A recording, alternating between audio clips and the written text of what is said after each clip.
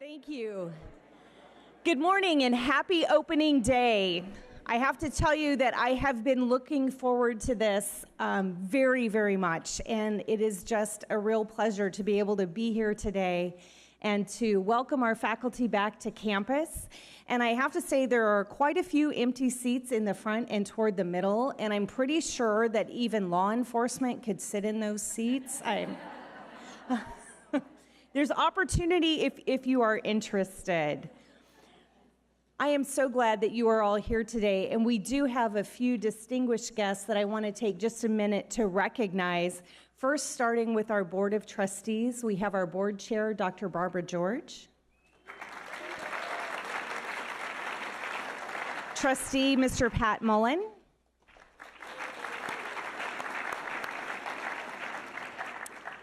And Trustee, Mrs. Mary Strobridge.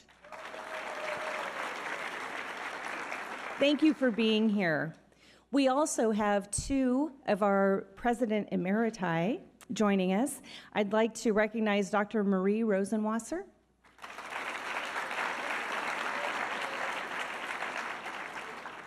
And Dr. Gil Stork.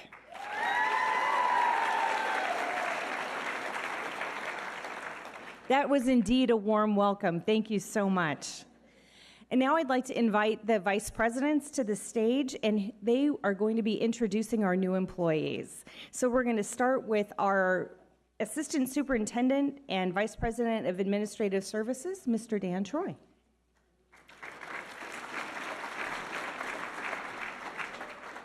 I've got a long list. This is going to take a while. No. So since I go first, I get to explain the ground rules. So you know how every year we do this and you say the first name and you clap, and then you realize, oh my God, I got to clap after every name now for the next half hour. So what we're going to do instead is I'm going to say the names from my cluster.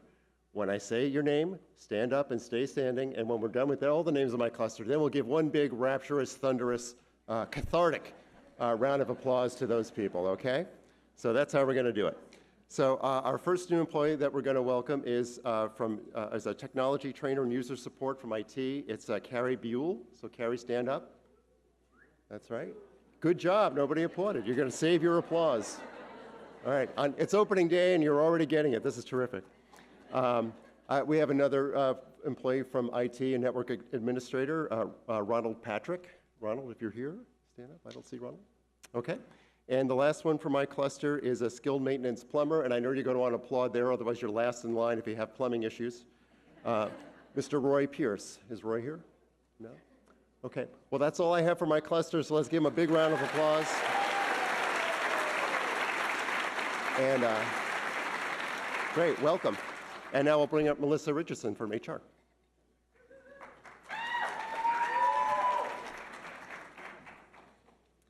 Good morning. So my list is actually smaller than Dan's.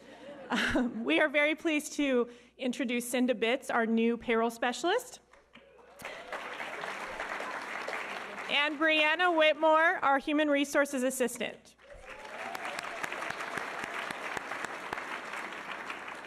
Now for Dr. Mark Sanchez's.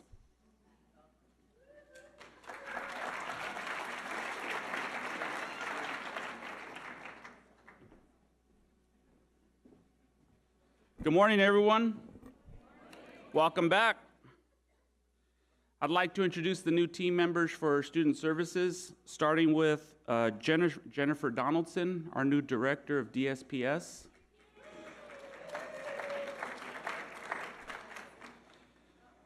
Ana Flores Rodriguez, our Bilingual Continuing Ed Support Assistant. Let's see her around. Nicole Grant, Administrative Assistant to Dr. Maria Escobedo.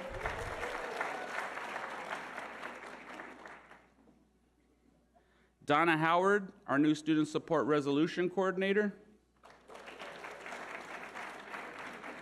She'll be handling student code of conduct issues, student grievances and concerns, all the fun stuff.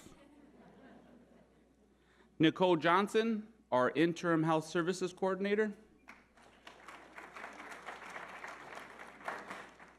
Jennifer Coos, our nurse practitioner, or one of our nurse practitioners. I don't see her in. Michaela McLaughlin, and she's the Department Assistant, Student Services. And Teresa Vanderhoven, our Student Support Site Assistant, North County. And now I'd like to introduce Dr. Deb Wulff.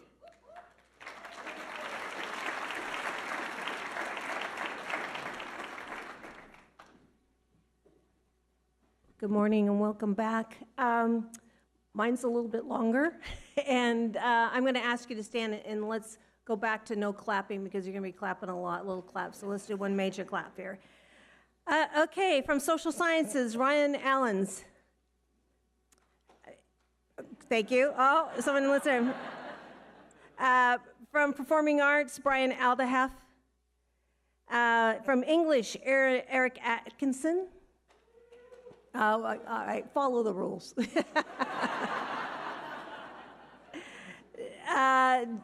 From ESL, vocational ESL, is Jennifer Binkle. From Fine Arts Studio Technician, we have Bo Branham. We have our new scheduling technician, Emily Cardoza. Okay, I'm not seeing anybody standing, so let's see. Yeah, there you are. Aaron Clyburn from Human Development. We have Lee Cunningham from Engineering and Technology. We have Gabriel Correnta Galeosis from Math. Yeah. All right, the oohs are okay. All right. Sarah D. Shutter is from Emeritus Non-Credit. Michael Dresnak from Human Development. We have Seth Hanna from Social Sciences. Elora Hartman, Secretary 2 from WED. We have Jane Hawley from WED and CP. Michelle Hedrick is a librarian with us. Susan Hoffman is a clerical assistant. Shelley Lamont is Social Sciences. Aubrey McDonald, Social Sciences. Where are these people? Okay, this is not good. Stand up. Demian Nelson, Physical Sciences. Francis Nolan, Social Sciences. Eric Novitsky, Chemistry. Berta Parrish is WED. Jasmine Pattison is Emeritus. Annika Pisula is Biology. Pavel Popov is English Tech. We have Allison Price, Physical Sciences. Jennifer Sayer is Music and Performing Arts. Christiane Toledo is Social Sciences. And I can't believe that Todd left this name off the list, but Melinda Weaver, who is now the the VP assistant for instructional. So Melinda, where are you? Melinda, stand out. There you are, Melinda. So everybody on the instructional side, make sure you go to Melinda. Thank you all. We have a great group.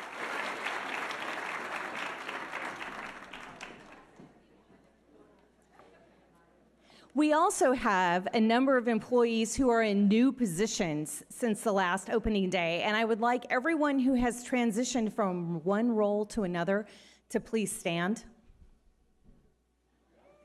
Congratulations.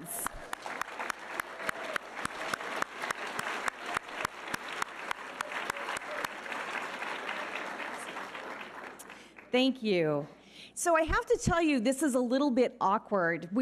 The program starts with the formal piece, and I feel like what I really want to do is interact with you, but I promise we're going to have that opportunity a little bit later today. So please bear with me while we get through and celebrate not only the welcoming of our new employees, but now having the opportunity to recognize our Employee of the Year.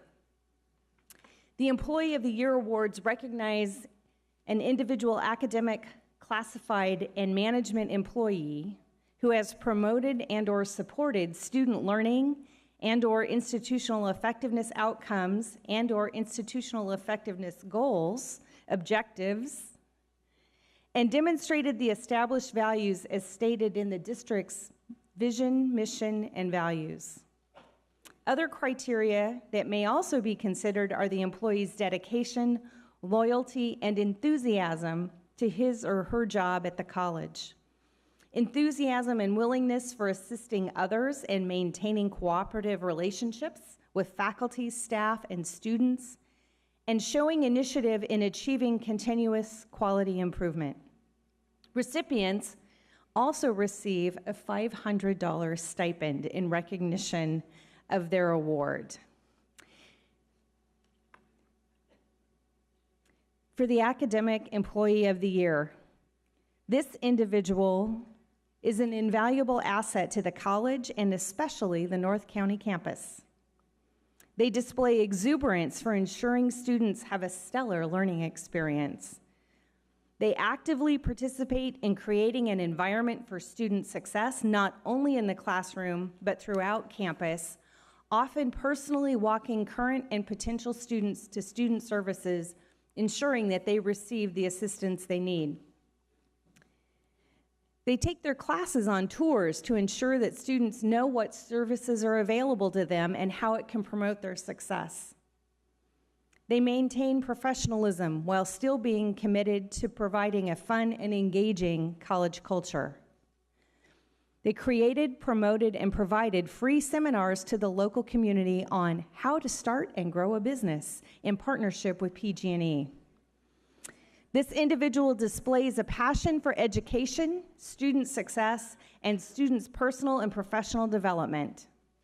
He is inspirational on campus and in the community. Please join me in recognizing as Academic Employee of the Year, Gary Rubin.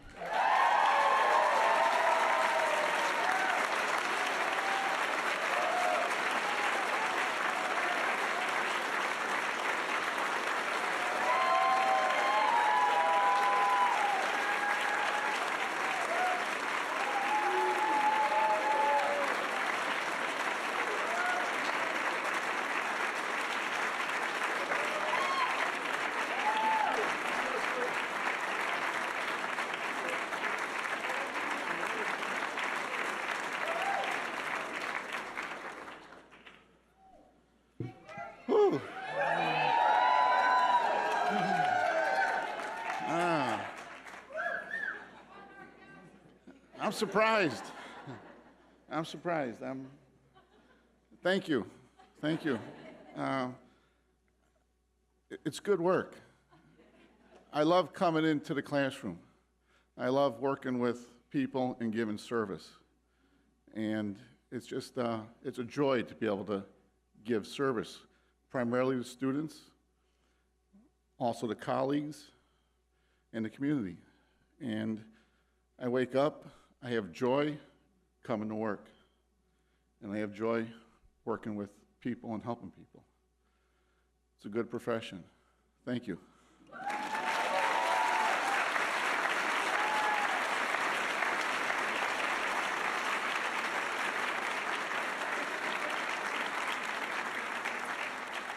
I got to meet Gary yesterday afternoon when he wandered into the North County Administration Office looking for Dean Escobedo and found me instead.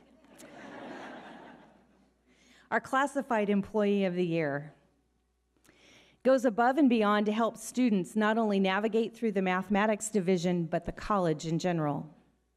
Their efforts directly support the Cuesta vision of high-quality education for the support and enhancement of student success. They accommodate students and ensure unexpected events get addressed professionally and with appropriate attention.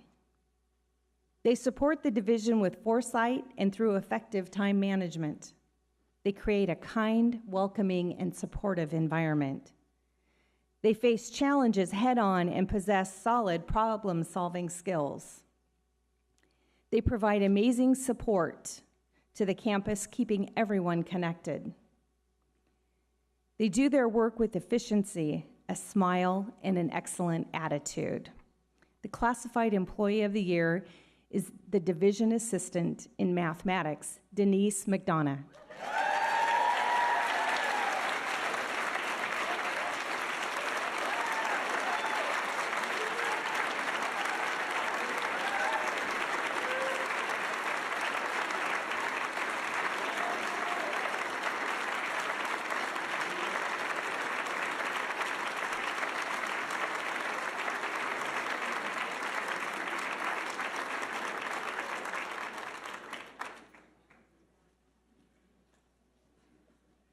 Hi. It was probably good you didn't hear my first reaction. I'd like to thank everybody that I work with and that I've worked with for the past 25 years. And I thank Cuesta for giving our family this opportunity to live here on the Central Coast and to grow with Cuesta in our family. And I just think as a team, as a community, we all work together for our own and our student success, and that's what makes it work for all of us. And no offense, Gil, but I'm glad we have a woman back at the helm.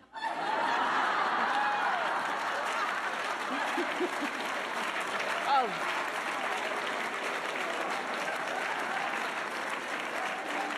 You don't have to repeat this. This is my family. My son, my husband, and my special friend, Cassie. And my ex-boss, Marie. I can't even walk.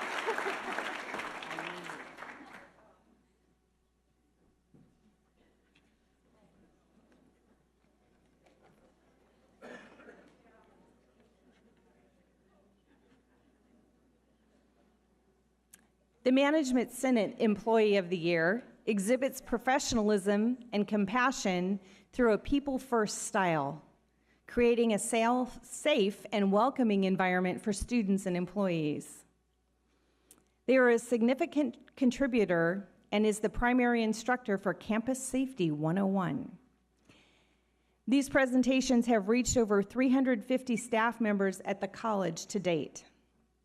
They have been publicly recognized for their role in saving the life of a person who had experienced a life-threatening respiratory event and provided critically needed medical attention until emergency medical services arrived on the scene.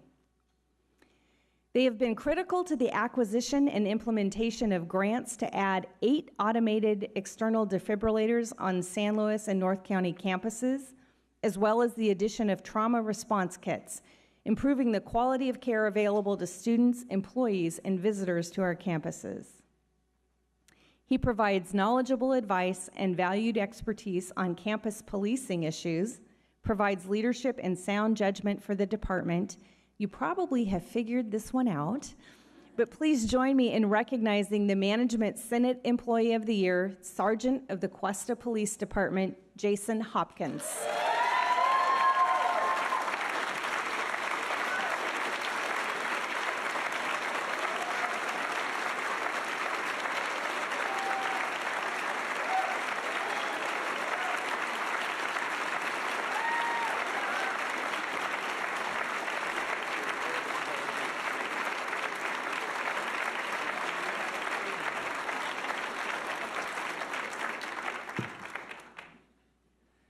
I'm not very good at public speaking. I'm just kidding. I wish I would have known this because I could have prepared something, been a little more eloquent. But I just want to say I completely enjoy my job. I enjoy my department. I enjoy this college. I think I've worked with probably every one of you at some point. I'm a proud cougar, you could say. I love this place, and thank you guys very much.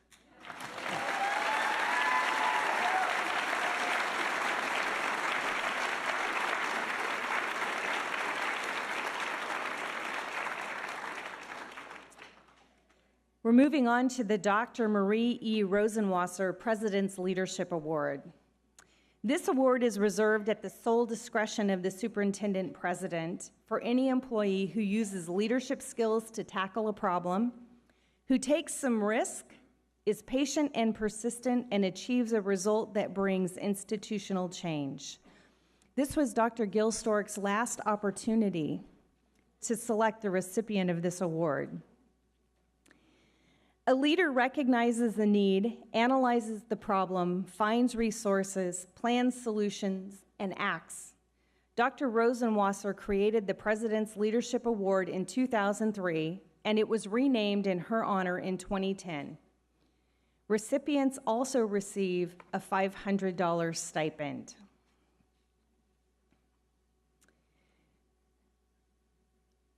Our award recipient is incredibly personable and an effective communicator. They are able to work through design needs and challenges with end users and the designers without being seen as an obstacle. They understand the district facility needs and abilities and possesses a keen sense of how to value engineer a project without losing scope or function. They understand how to prevent downstream maintenance issues and costs. They are able to work through challenges that arise without losing perspective. Their experience and consistency make them a great asset to the bond team. It keeps the welfare of the team, including the contractors, in mind. He maintains a high level of personal ethics, motivation, and protocol. He is a natural leader, a hands-on manager who believes in working with his team and not simply directing them. He is capable, professional, caring, fair, and easy to get along with, but not without the authority expected of his position. And I watched him carry a sheet of plywood yesterday because that was what needed to be done. Please join me in recognizing the Dr. Marie Rosenwasser Leadership Award recipient, Assistant Director of Bond Projects, Brian McAlister.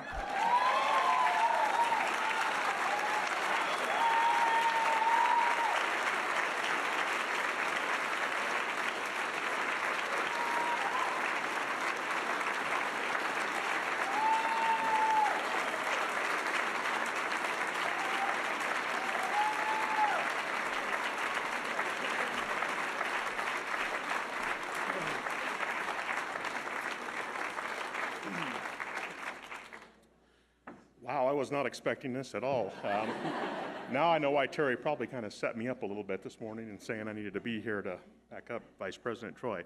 But anyways, I really appreciate this, and like I've told Dr. Stork in the past and when I was offered the job, I enjoy what I get to do every day. I get to see a project start from the beginning and finish, and I enjoy it, and I appreciate everybody taking the time to work with the Measure L Bond team.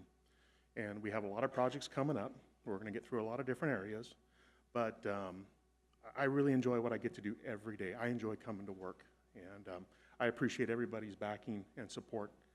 My daughter's not here to see this right now, but my wife Marissa is here, who's been, well, long time together, 27 years being together, and putting up with me every night. But I really appreciate this, and thank you.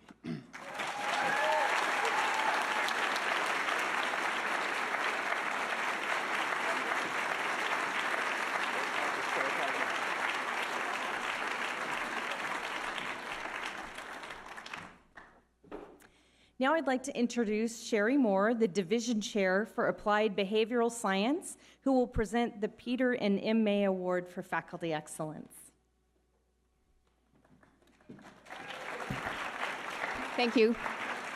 Good morning, everyone. The Memorial Endowment, originally titled the Diffley Award for Faculty Excellence, was established by Peter Diffley in the name of his wife, Diffley, who passed away in January 1987. The award recognizes faculty excellence and includes a cash award. The primary criterion is excellence in the role as a teacher at Cuesta College. In addition, one or more of the following criteria must apply: community and/or campus activism, environmental, ecological concerns, involvement in the arts, and/or special motivation to science students. So I'm going to do this a little differently, and I'm going to call the person up and then read to you some of the things that people have said about him. So it's an honor to present to you this year's Peter Mame Diffley Award recipient, who is a part-time faculty member and full-time staff member in the theater program at Cuesta College, Richard Jackson.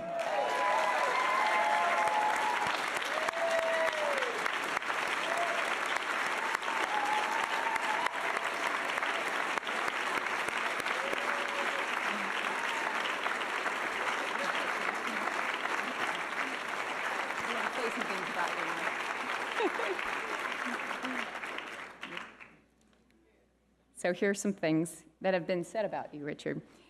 Richard is an exceptional teacher. who ensures each student understands each concept he introduces by utilizing an array of strategies. Richard creates a sense of community and belonging in the classroom. His students are excited to attend each class. Laughter is a mainstay as they rigorously interrogate concepts and are challenged to work hands-on in the theater. Richard is warm, accessible, enthusiastic, and caring. He's not only approachable to his students, but to everyone on campus. I think we saw that. Richard enthusiastically encourages students to set high standards and coaches them to achieve their goals. Mr. Jackson is a lifelong learner. He inspires students with his passion for education and for the course material. He constantly renews himself as a professional on his quest to provide students with the highest quality of education possible. Mr. Jackson is a skilled leader. He conveys this sense of leadership to students by providing opportunities for each of them to assume leadership roles within our production season. Richard collaborates with colleagues on an ongoing basis, and he models productive collaborations to his students. In the past 20 years, Mr. Jackson has served on many committees, including curriculum, hiring, planning, and safety committees at Cuesta and off campus, and he has served many charitable organizations. He's a great ambassador for Cuesta College at regional, national, and international theater festivals, and annually travels to local high schools, doing outreach workshops to share his love for theater and for Cuesta College. Thank you, Richard, and congratulations.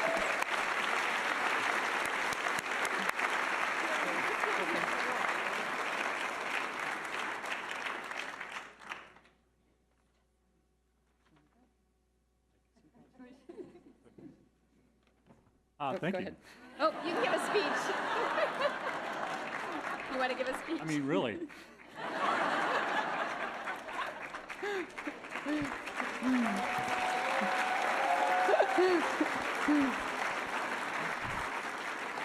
All right, I'd like to introduce the next person that's going to present the Teaching Excellence Award, and that's the Academic Senate President, Stacy Milich.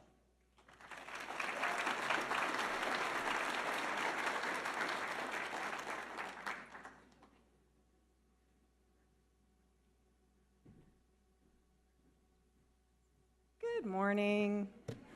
So good to see you all. So fun stuff, right? Teaching Excellence Award.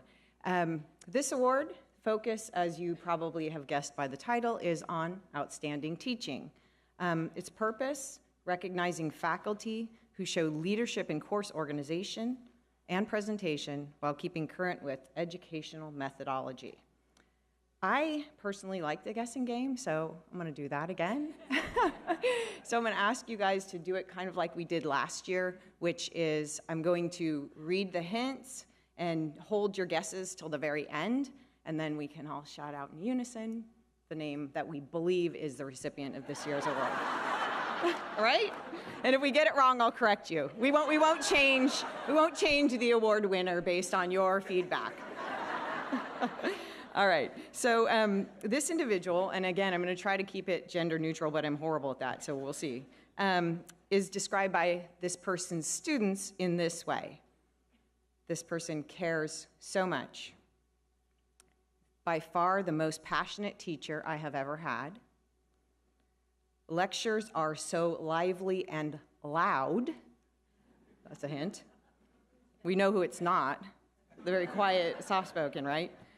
This person, in all caps, killed it. I couldn't have asked for a better professor. Hilarious, exclamation point. And not having seen this movie, I'm not sure that this quote is appropriate, but I'm gonna just go out on a limb and think it's okay. Like Nicolas Cage from National Treasure. That's from a student. So I presume that's a good thing, yes? All right, factual hints about this person. This person was born in New York City. Got it yet? Been teaching for approximately 34 years. Graduated from our neighbors down in the University of California at Santa Barbara. Originally wanted to be a baseball player. Wrote the book, A Democracy of Ghosts. And this is my favorite. Loves cats. And less favorite, trucks too. So the winner of this year's Teaching Excellence Award is? Look at that, Anthony Koeninger. Are you here, Anthony? This might be a first.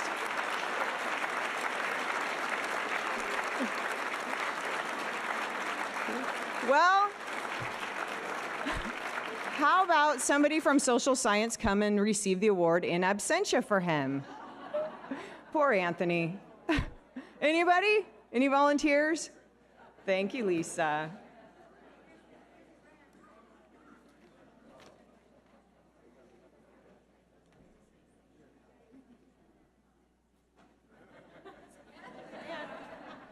I'll call him back to the podium. Our president, Dr. Jill Stearns.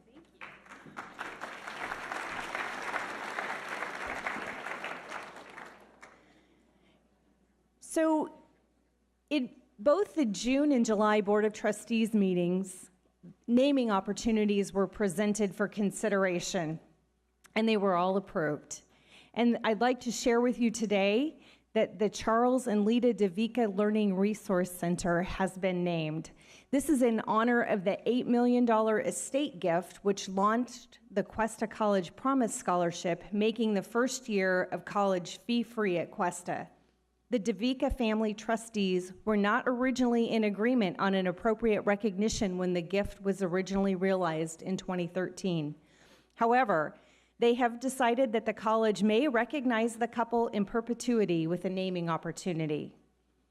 Due to the prominence and frequent use of the Learning Resource Center at the heart of the San Luis Obispo campus, the committee approved the naming of the Learning Resource Center as the most appropriate location to recognize the largest gift in the college's history. So let's express our appreciation for the DeVica family.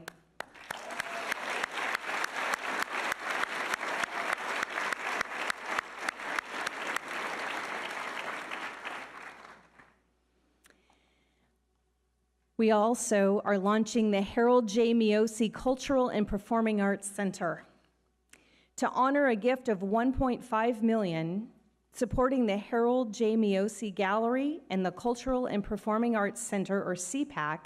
The committee asks that the CPAC be renamed for the next 15 years per the donor's request. The Harold J. Miosi Charitable Trust has supported the college, its students, and programs with many previous gifts, including a $250,000 donation to support and name the art gallery, a $1 million gift to launch the Second Year Promise campaign, and now an additional gift of $1.5 million to support the arts at Cuesta College.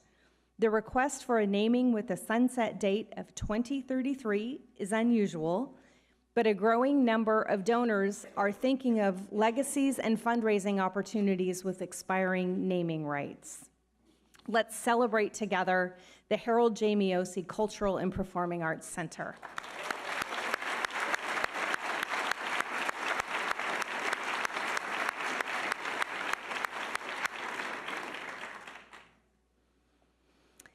And to honor the 51-year legacy of Dr. Gilbert H. Stork upon his retirement as Superintendent President, the Board of Trustees approved placing his name on the gymnasium, Building 1400.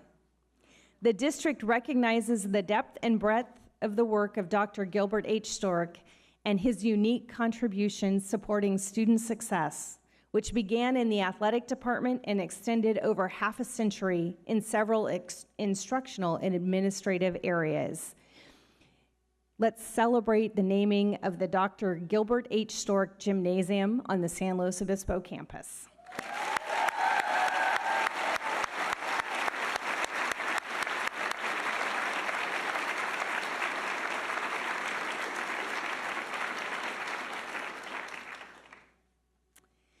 And now I am pleased to have the opportunity to introduce Dr. Darla Cooper, and what I am calling today our formal launch of Guided Pathways at Cuesta College.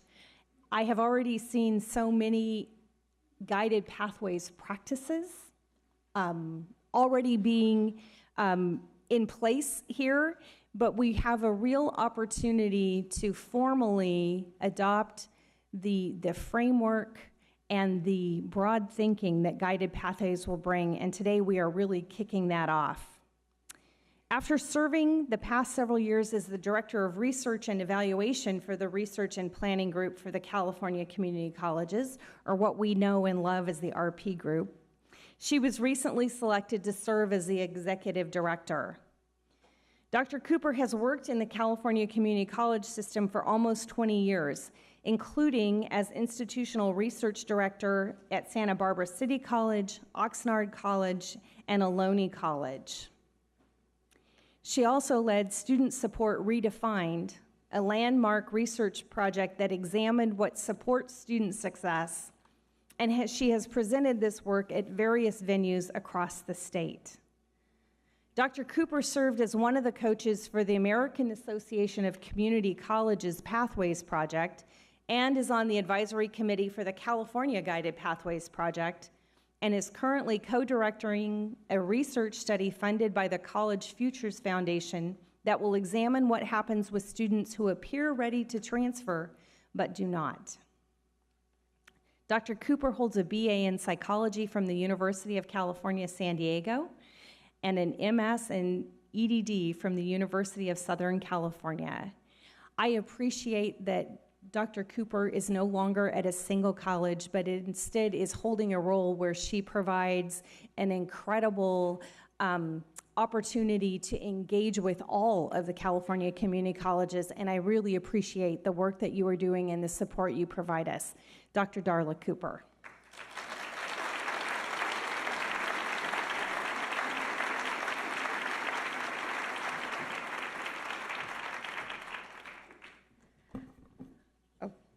Whoa, slippery.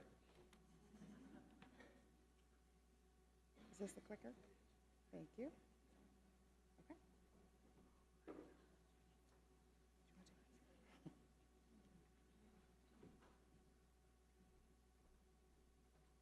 Good morning.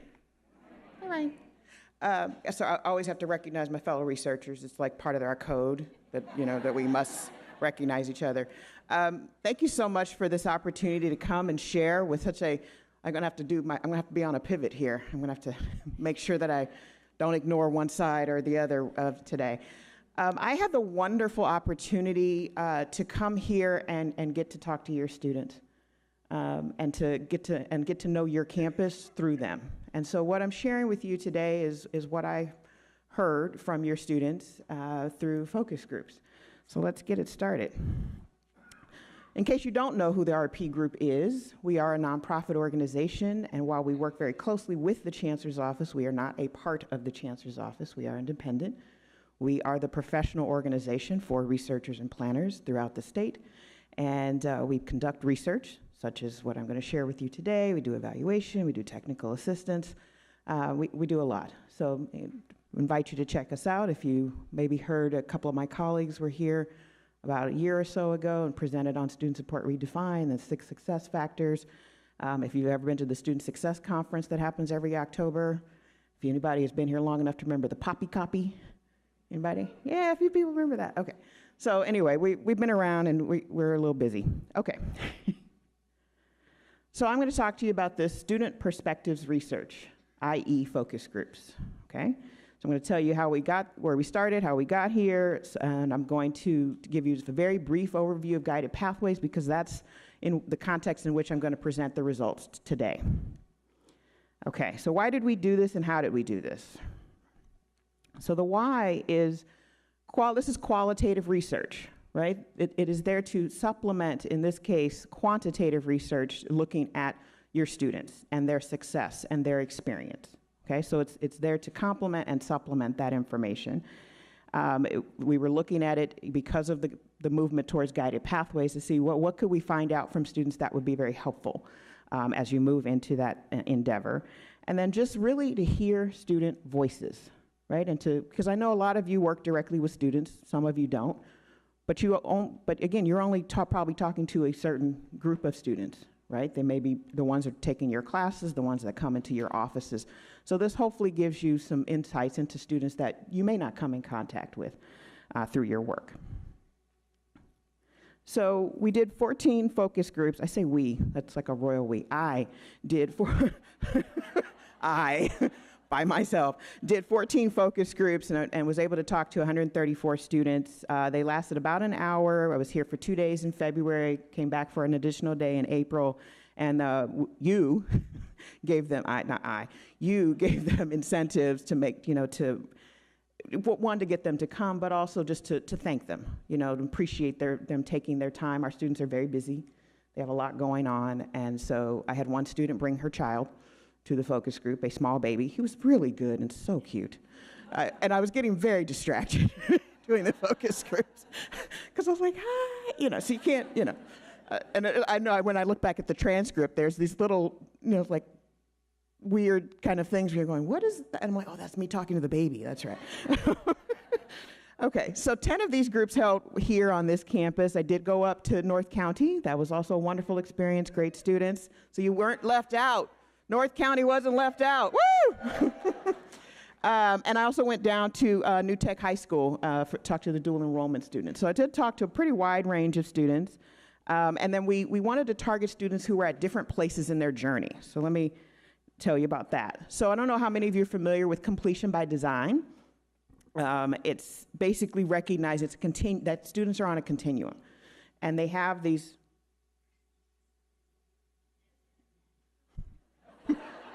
is that for me? Somebody wants me to turn left. Okay. That's a new one. All right.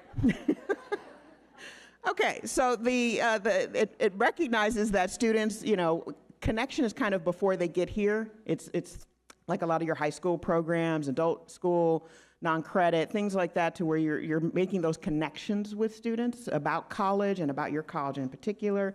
Entry is that everything from pretty much the application through getting to their program, whatever, the thing they actually came here to study. So that includes basic skills, at least it used to. We're not going there.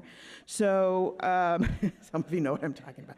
So it's that whole getting through gatekeeper courses, prerequisites, all of that's kind of in that entry phase. Progress is the bulk of the time that the student is here, right? That's the bulk of the time that they're here working on their program. And then completion is that last 75%, or I'm sorry, that last 25% of what they have to do. So it's kind of that last semester, roughly, if you're thinking about full-time. So here at Cuesta, the connection group, that's when I went and talked to the high school students. For the entry group, we talked to students who had only been here since the fall. And again, these focus groups occurred in the spring, so they were still relatively new students. The progress group was that group that were somewhere between their first and probably third semester, again, thinking of it in terms of full-time semesters. And then the completion group were students who had at least earned 45 units here.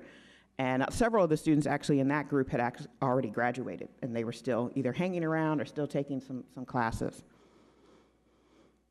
Okay, let's see how this, oh, that's all right. I didn't do that. I don't know how that happened.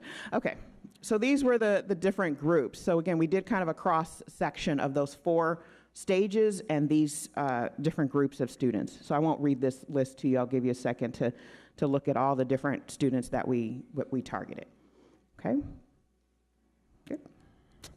So what do we ask them? Well, we wanted to keep the questions fairly generic to just see where students go. Because again, you don't want to say things like, it's good, isn't it? That sucks, doesn't it? Right? So you don't want to really push them one way or the other. So you just kind of ask very general questions like, tell me about the culture here. Right? Just whatever it is. And sometimes students say, what do you mean? I'm like, no, what do you mean?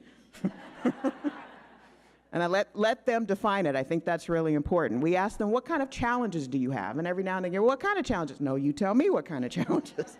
And then what supports you? What helps you overcome those challenges? And then any advice you have for making things better for you or for other students or for future students here at the college. So that was basically the questions that we asked all the students in the focus groups. Now, we did ask some specific questions based on the stage, because that makes sense, right? If you're an entry student versus completion student. So we did have some customized questions based on what stage. And then we also had some customized questions for these particular groups because of their unique experience. Okay? So there's a slide at the end. There's a full report that most of you won't read that is, we can be honest, right? It's going to be like 60 pages. That's why I'm telling you, most of you won't read it. But I would invite you to skim it when it becomes available, maybe find the things that are of interest to you. But there's a very long report. And what we did is try to summarize it, and again, with this focus on guided pathways. So we went through all the results and tried to find those that really spoke to guided pathways, okay? So just to give everyone a little bit of a foundation so that when I present the results in that framework, you know where I'm coming from, right? So why guided pathways? I always ask at this point, anyone ever met a lost student? And I don't mean like geographically lost, like on the campus. I mean like they're really lost in their life. They don't know what to do. They don't know what to take. They don't know. Okay. I'm like, where are the hands? I mean, come on. I worked on a college campus. All right. So a lot of our students are lost, and this might be why. This is what most of our students have to navigate to try to figure out what classes to take to meet whatever requirement it is that they are here to meet. I mean, this is obviously for transfer, which a lot of students and a lot of your students are here for, but this probably isn't helping, is the point. So what is guided pathways? Essentially, and Dr. Stearns mentioned this, you're doing a lot of wonderful things. Colleges across the state, across the nation are doing wonderful things, and you're making differences in students' lives. Guided Pathways is about taking what is already working, all the things that you're already doing, and putting it in a little bit of a more cohesive and coherent package for students so that it makes sense for them, and they can kind of see where they're going and see their path and understand where they are on their path and have a clear goal in mind. So it's really about taking that, and then there's probably gaps, right? We're going to talk about a few of those, but it's also about making sure that you fill in those gaps so that students are able to move towards their goal in, like I said, a very coherent, cohesive, and probably somewhat faster fashion. Because I don't know if you all know how long the average time to degree is in the state. I don't know what yours is. You might know. I don't want to put Ryan on the spot, but the average time to degree is 7 years, and that's for the 2-year degree. And I have to tell you, just and throughout this, I don't have slides on it, but I do remember your students. And one of them, it was actually heartbreaking for me, because there are students, and I don't want to say this is a majority by any means, but there are students who hear 2-year college, and they think that means they will only be here 2 years no matter what, no matter how many classes they take a semester. And I was unfortunate enough to break it to a student, not intending to, and have her just kind of collapse, almost not physically, but emotionally, like, wait, I'm not going to get out of here in 2 years? And I said, well, you're only taking 2 classes a term, so no. And then I kind of was like, you got to do the math, right? 60 units, 2 years, 4 semesters, you divide, that's 15 units a term. Maybe a little finagling with summer, but it's essentially, you're not going to get there. And she's just, this poor girl just was, she didn't know. And we need to do a better job of saying, if you want to go part-time, that's fine. That's great. But do you understand what that means? And some students will say, yes, I do. I understand I'm going to be here for 5 or 6 years at this pace, but this is the pace I can go. And then they accept it and they plan for it. Other students, you will tell that to, and they'll go, I don't want to be here that long. I can't afford to be here that long. I need to be working in 6 years, not still here trying to get a 2-year degree. And then they may say, what do I need to do? And that's where we come in and say, well, you might want to look at this and that, and we give them their options. So again, Guided Pathways is really about making sure that students understand their entire pathway and not chunked out one semester at a time, but the whole thing. But it's one of the points I always like to make with Guided Pathways is that Guided Pathways is not a list of courses, okay? We already have those, right? Don't we have lots of lists of courses that students need to take? It includes a list of courses that are coherent and make sense for that student and that student's goal, but it also comes with a lot of support in and out of the classroom.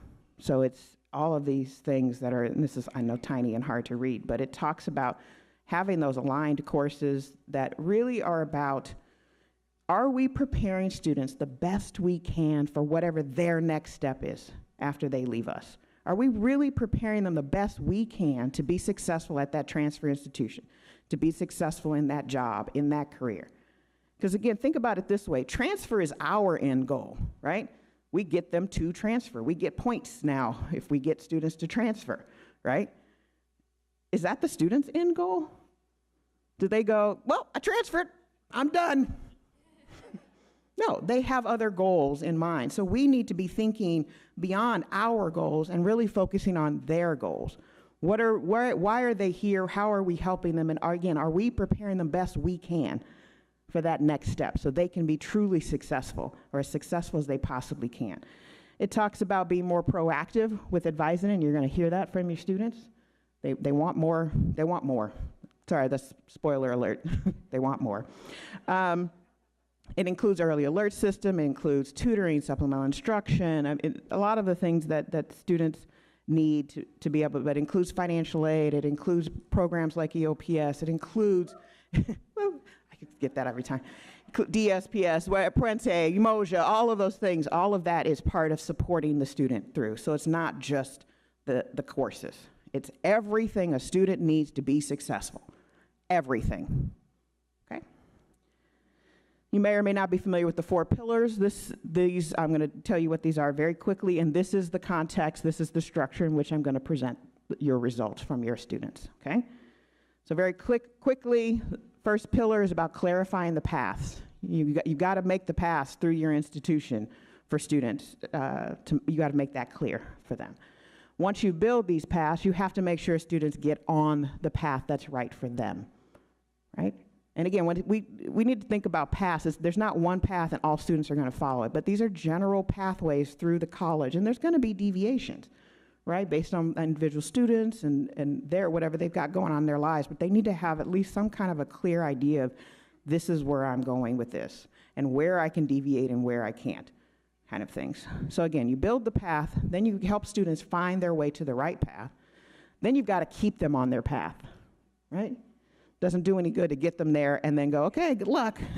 We've got to make sure that we're helping them stay on their path and not deviate to the point where they're wasting their time and their money and their effort taking classes that they don't need and won't help them fulfill their ultimate goal. And the last one is what I always say is, if we don't do the last one, what's the point, right? The other 3 just don't matter if we don't ensure that our students are learning. Again, what's the point? Why are we here? If we're not all of us, not just in the classroom, learning happens outside the classroom, right? I tell myself personally, I don't remember much of what I learned in the classroom in college. Of course, that was a long time ago. But even if you had asked me 5 years after I graduated, I'd be like, I might remember this, I might remember that. But I remember learning how to navigate and take care of myself and advocate for myself, and a lot of those skills, the writing, the reading, all of it I learned in and out of the classroom. Okay. Now what you've been waiting for, I feel like there should be like a drum roll or something here. I love it. All right. So here, the first pillar about clarifying the past. Now this one's a little more challenging because students usually aren't directly involved in this pillar. They're not usually sitting down with you and creating the pathways.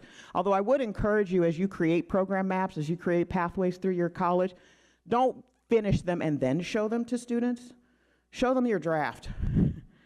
Because I had a situation at college I was working with in the National Pathways Project where the teacher or program coordinator had mapped out a full-time path and a part-time path.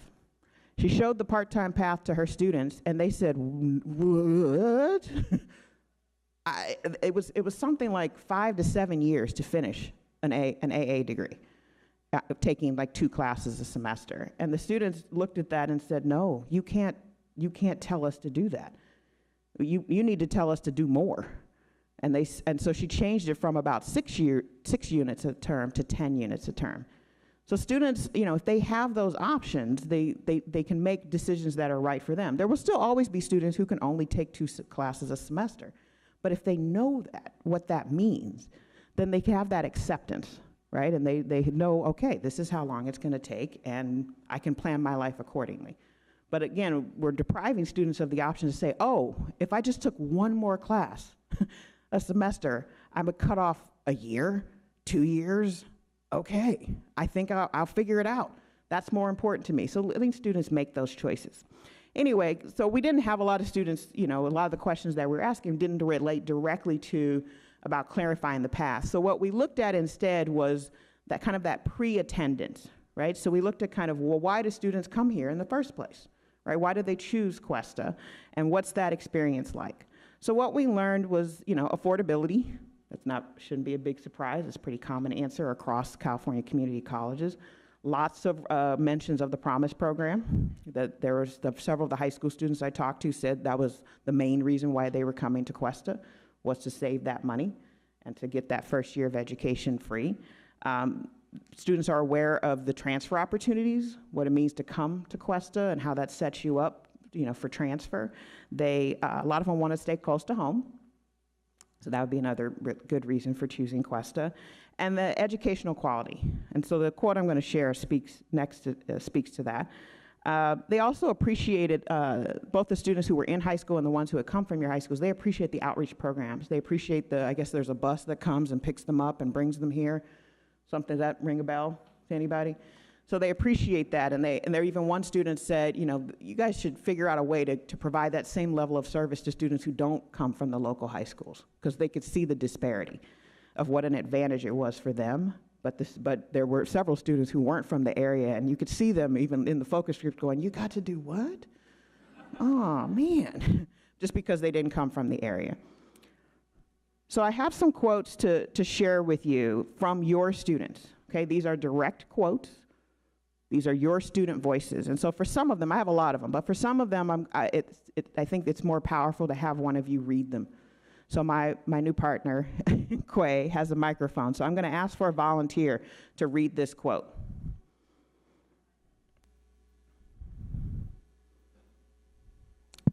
There we go. Someone, anyone. These are your students. We have someone right here. Oh.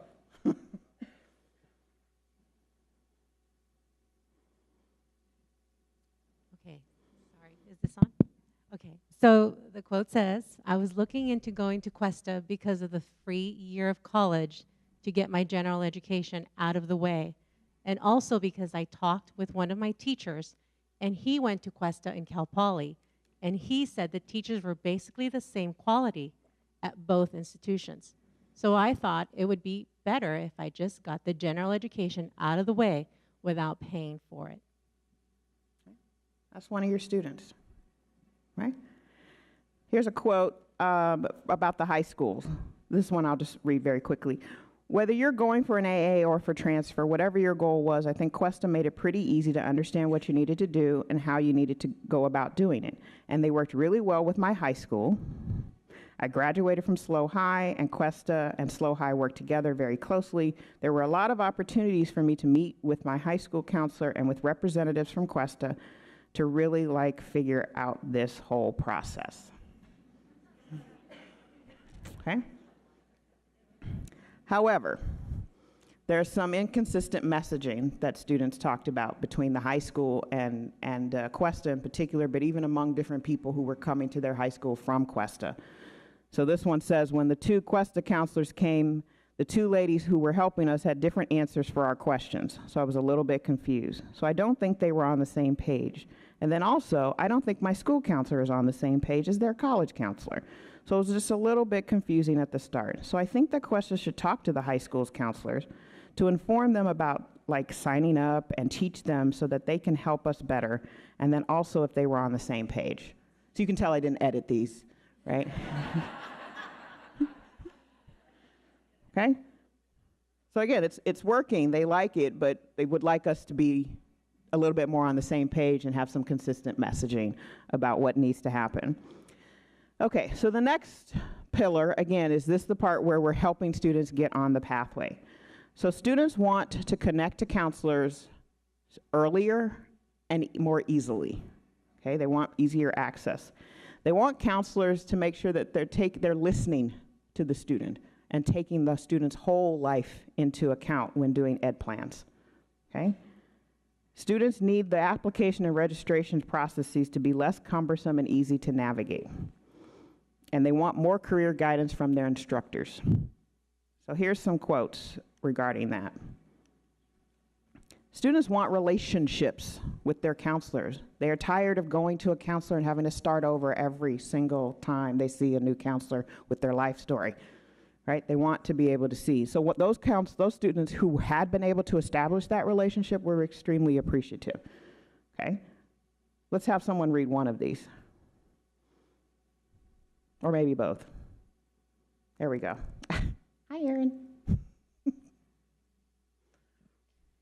I could have gone to a different counselor, but once you find the right counselor that actually knows who you are and what you're going for, not just going through a bunch of different loops that this other person thinks you need to go through. Go ahead and read the second one. I have like one counselor that's really super positive. She maps out everything and makes it pretty easy for me, but she seems really upbeat and has a good memory because she sees a lot of people, but she still remembers where I'm at and stuff. Again, unedited. Students actually, again, you saw the questions that I asked, so I didn't ask anything about counseling specifically. This is where they took the conversation, okay? Several of them said, why don't you require us to see a counselor, especially at the beginning? And I have to shrug my shoulders, basically, because I don't really have an answer. There are colleges in this state who are moving towards some kind of required, again, it depends on what you're here for, but if you're here for transfer, you're here for a degree, you're here for a certificate, they're moving towards requiring students to see a counselor, all students who have those goals, okay? So here's one student's thing. And I didn't say this up front. I'm sharing selected quotes with you. What I'm sharing with you are illustrative. They're examples. It doesn't mean that one student said this. It means a lot of students said this. I just picked this quote to illustrate the point. I want to make sure that that is really understood. There is no quote here, and there's no quote in the report where that's the only student who said that. But they might have been the most articulate, believe it or not. They're learning. They are learning. Okay. All right. Maybe students should be required to go to the counselor's office at least twice a year, Make it a point to show up. Even if it's a walk-in counseling meeting, which is pretty easy, you just walk up. Maybe share what classes you're taking and how they're going and what you plan to do next semester or that summer. So even this, didn't seem like they wanted anything too deep, but they want some kind of requirement, essentially. Of course, it's not always easy to see a counselor, and at least a few students recognize that there might not be enough counselors. What? I always get a reaction to that. Okay. I don't think there's enough counselors to go around because it's like 13,000 student enrollment and there's like a small number of counselors, but it's always jam-packed in there when people are trying to get their stuff figured out, right? The first time I tried going to see a counselor, I tried drop-in hours and they were filled up, so I couldn't go, so I made an appointment. That took 2 weeks. It was the beginning of the semester, so it takes a while. Right? This is the quote about wanting the counselor to take the whole student. I met with 3 counselors before I found one that seemed more helpful to me, because one of the other counselors told me, oh, take college success and take this, but I'm a single mom and deal with issues like time and transportation. I needed someone to listen to me and understand what I was asking for. And again, this wasn't the only student who said this. This was a theme. That's why I'm telling you about it. Like I said, it's not just one student. Here's what they said about the application. When you see an application to something, you shouldn't be so overwhelmed that you almost don't want to even apply for it, to the point where you're like, okay, well, maybe I don't even want to go to this school if they can't even make the application right. I had someone help me with my application because everything was so confusing. I was watching her do it and I was like, I would not be able to do this by myself. These are your students, okay? Here's one that kind of combined the application and registration. Let's have someone read this one.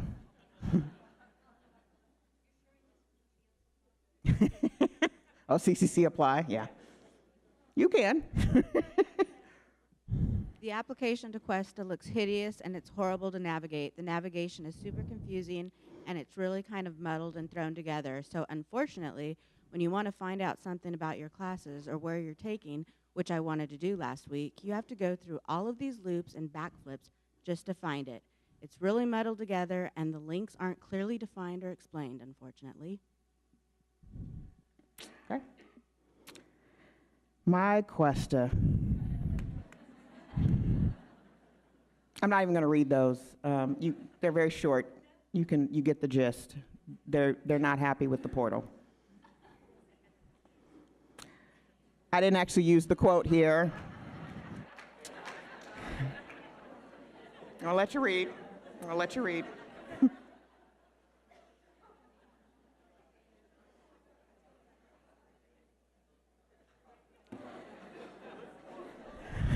Okay. Yeah, I didn't put the quote up here, but students in at least one of the focus groups, and again, these are just 3 students of many, but one of the students in the focus groups, they were like, yeah, it reminds me of that thing. What was that thing before Facebook? Because, they're young, right? You're going, before, oh my God, okay.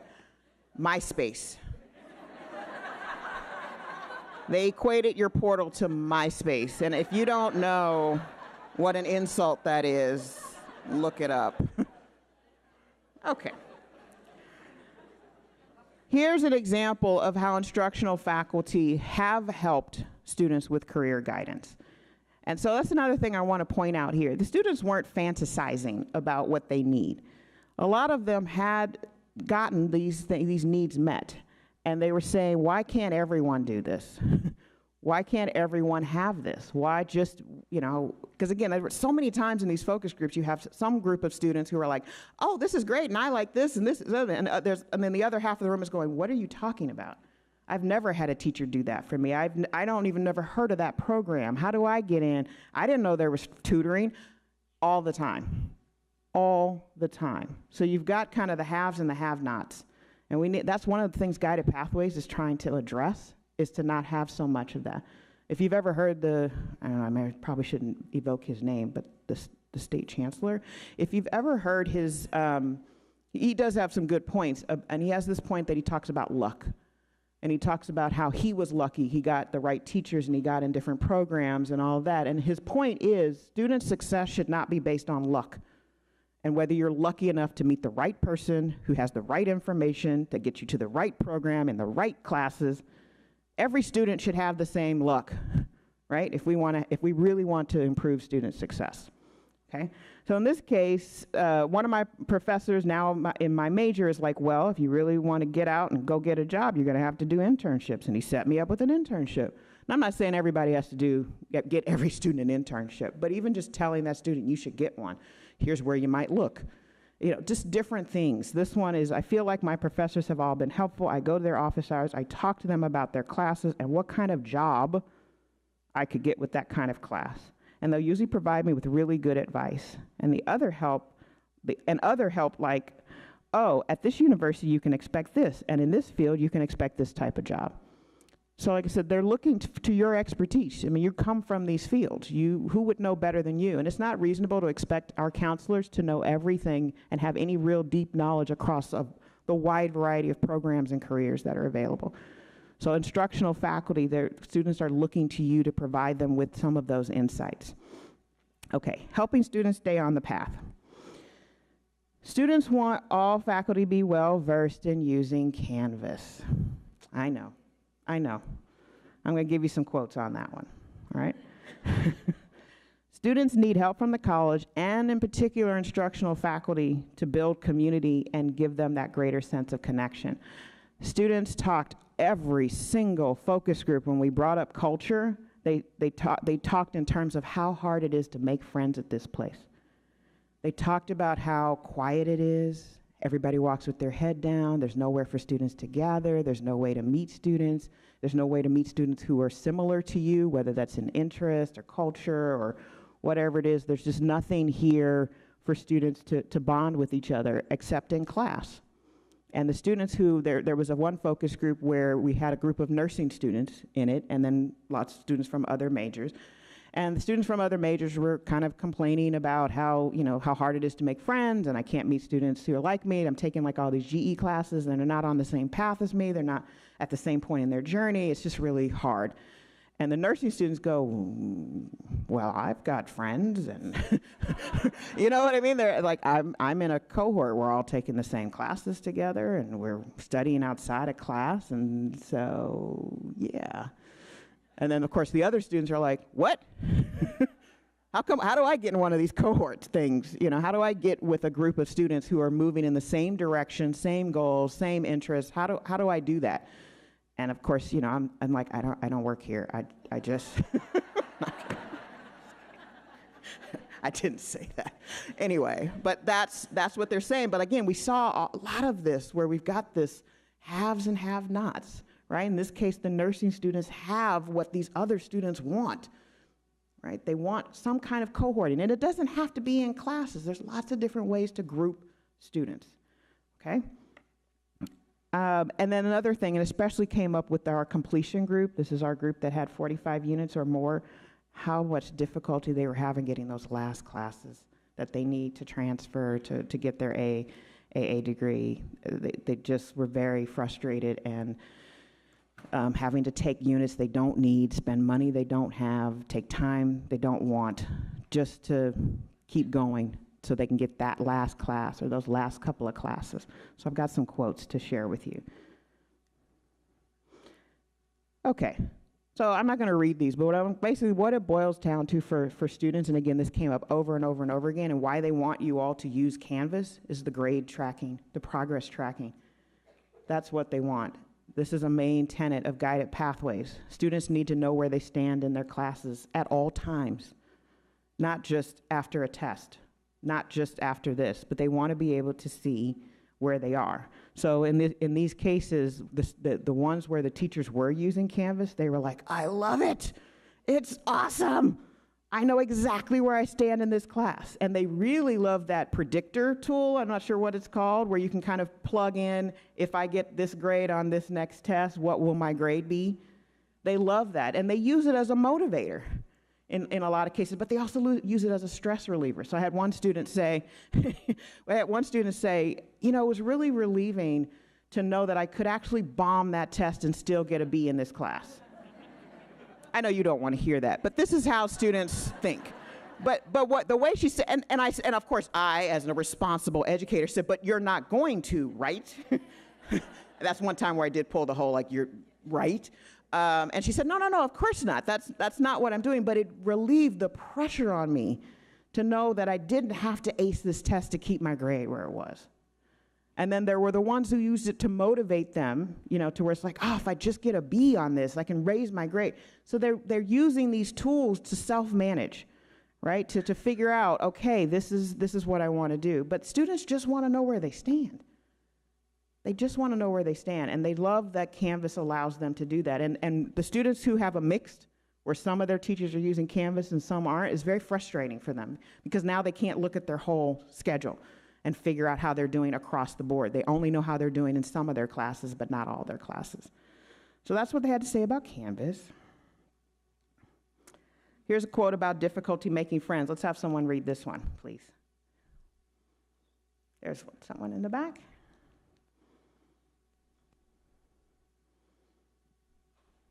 It's hard to make friends because everybody is on a different path. So, like, I'll make a friend, and then they're, like, leaving that semester. I'll make, like, a friend over here, and, like, they're there for a year, and then they're gone. So it's kind of hard to make a community when everybody is kind of, like, leaving at different times. Okay. So here's two quotes about, you know, some of their ideas about how they could get more in with students who have similar interests and goals. So the first one's about clubs. Now, I'm sure there's someone here to tell me that you have clubs. But if the students don't know about them, so this student, again, representative of many students, why don't we have clubs organized around our majors? Why isn't there a criminal justice club where we do things and I can talk and have a conversation with someone that is interested in the same major that I am? If you meet someone and you're both like trying to do the same major, you're going to stay in touch. You're going to talk and get involved in things together. You're even probably going to talk to them once you transfer from Cuesta because you guys are going the same route. And we don't have that here.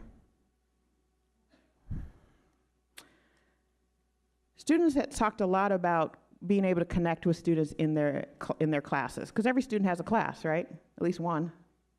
And so they said they liked it when teachers gave them those opportunities to build community within the class. So in this particular case, the students were saying, you know, a lot of students said, once I got to my major classes, we did a lot more community building.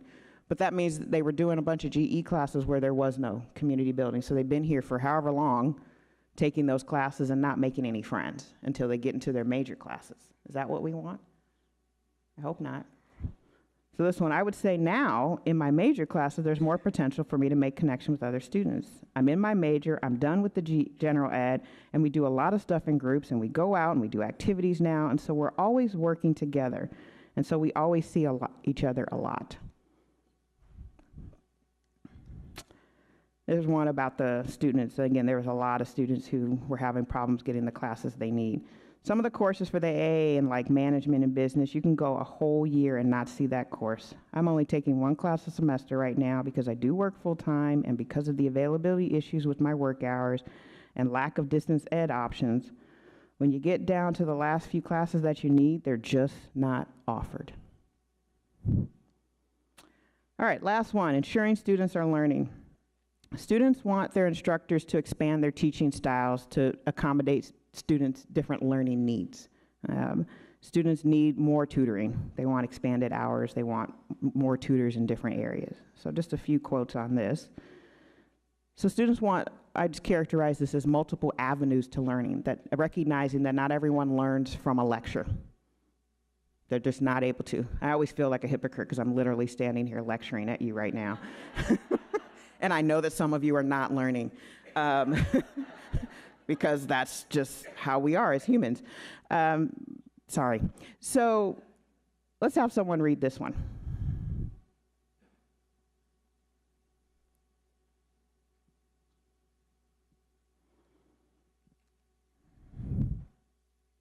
I think it would be great if teachers could make like additional things like videos and auditory aids explaining the material so you have all your stimuluses there helping you. If you need visuals, then it's there. If you need somebody reading it to you or telling you something, it's there for you. So you have every opportunity to know the material. Okay. What was interesting, again, you saw I talked to a group of distance ed students, and they were very complimentary about a lot of their online classes and their online teachers. And they basically said, you know, there's some really good things being done in the online environment. I wish they'd bring some of that to my face-to-face classes. So in this case, usually my teachers just lecture and kind of expect you to have it memorized instantly, whereas online teachers have their lecture posted so I can look at them anytime. The online class was actually a lot easier because all the teacher's notes were posted on the course site, and you could just listen to his lecture again and again if you wanted to catch everything you might have normally missed.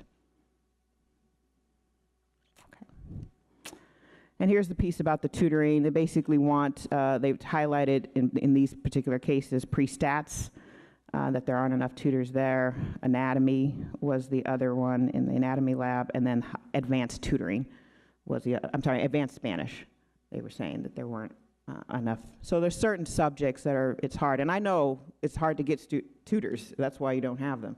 It's not always easy to get tutors in the advanced subject areas. Okay, so here's some key takeaways. Let me just tell you, there's a lot more. But I said I wanted to kind of focus and tie it back to the pillars. You're working on guided pathways, you're going in these directions. Here's what your students are saying that kind of affirms that this is the right direction, that you're headed and you're doing the right things already, and you're headed in the right direction with guided pathways to meet their needs. Okay, this was all about what students said that they need. And again, their needs were based on what is here already. You saw examples, right? They weren't just like going, you know, it would be really great if. What they were saying is, this teacher does this, and why doesn't everybody do it? Right? That's kind of what the message is saying. So again, it's not, guided pathways is not about coming in and saying you're doing it all wrong, tear it all down, start it all over again. That's not what guided pathways is. It's like you're doing a lot of great things. Let's capitalize on those. Let's pull it together. Let's make it coherent and cohesive for students, and let's fill in the gaps. That's what guided pathways is about. It's about getting students to their best success. okay? And recognizing what we can be doing to make that easier and more likely for students. So again and again throughout, and I said I just shared, this is, believe it or not, this is just, like I said, scratching the surface. Students were very passionate about their instructors and what a huge role instructors can play in their lives in a lot of different ways. We talked about career guidance. We talked about helping them build community and making friends. We talked about Canvas. They talked about a lot of things in terms of how important instructional faculty are to their success, and not just the teaching. We also talked about mixing it up, making sure that you're recognizing that students learn differently, right? So they want the faculty to step into that role, to step into that responsibility, to help do everything you can to help students learn, okay? Counseling was also talked about a lot in terms of how important it is for student success, right? And so they want to be able to get to a counselor. They want to be able to see the same counselor. They want us as a college to reach out to them when we know they're struggling. Several of them kind of talked about, it was pretty obvious on my transcript that I was headed in this direction. Why didn't anybody reach out to me before I got on academic probation? Why didn't my teacher tell me I was failing? Little things that we could probably be doing to say, hey, I noticed that you might be struggling. Anything I can do? Anything we can do? Okay. And then taking the whole student into account, really making sure that we're listening to students. And if the student says, I'm a single mother and I don't have a car, that has consequences for what she or he is going to be able to do in school. I have to work full time. I have to work nights, I have to work weekends, whatever it is, making sure that we're really listening to them and not just saying, I've got 20 minutes, let me just get you the usual, right? But that's how students are seeing it, that we're giving that some people are giving them the usual and not customizing it for their individual needs. And I said, so there's a lot of opportunities here in terms of process, structure, systems that students identified that would make their lives a little bit easier related to application, registration, the portal, things like that. So just the last couple of things. Let's have someone read this one, please.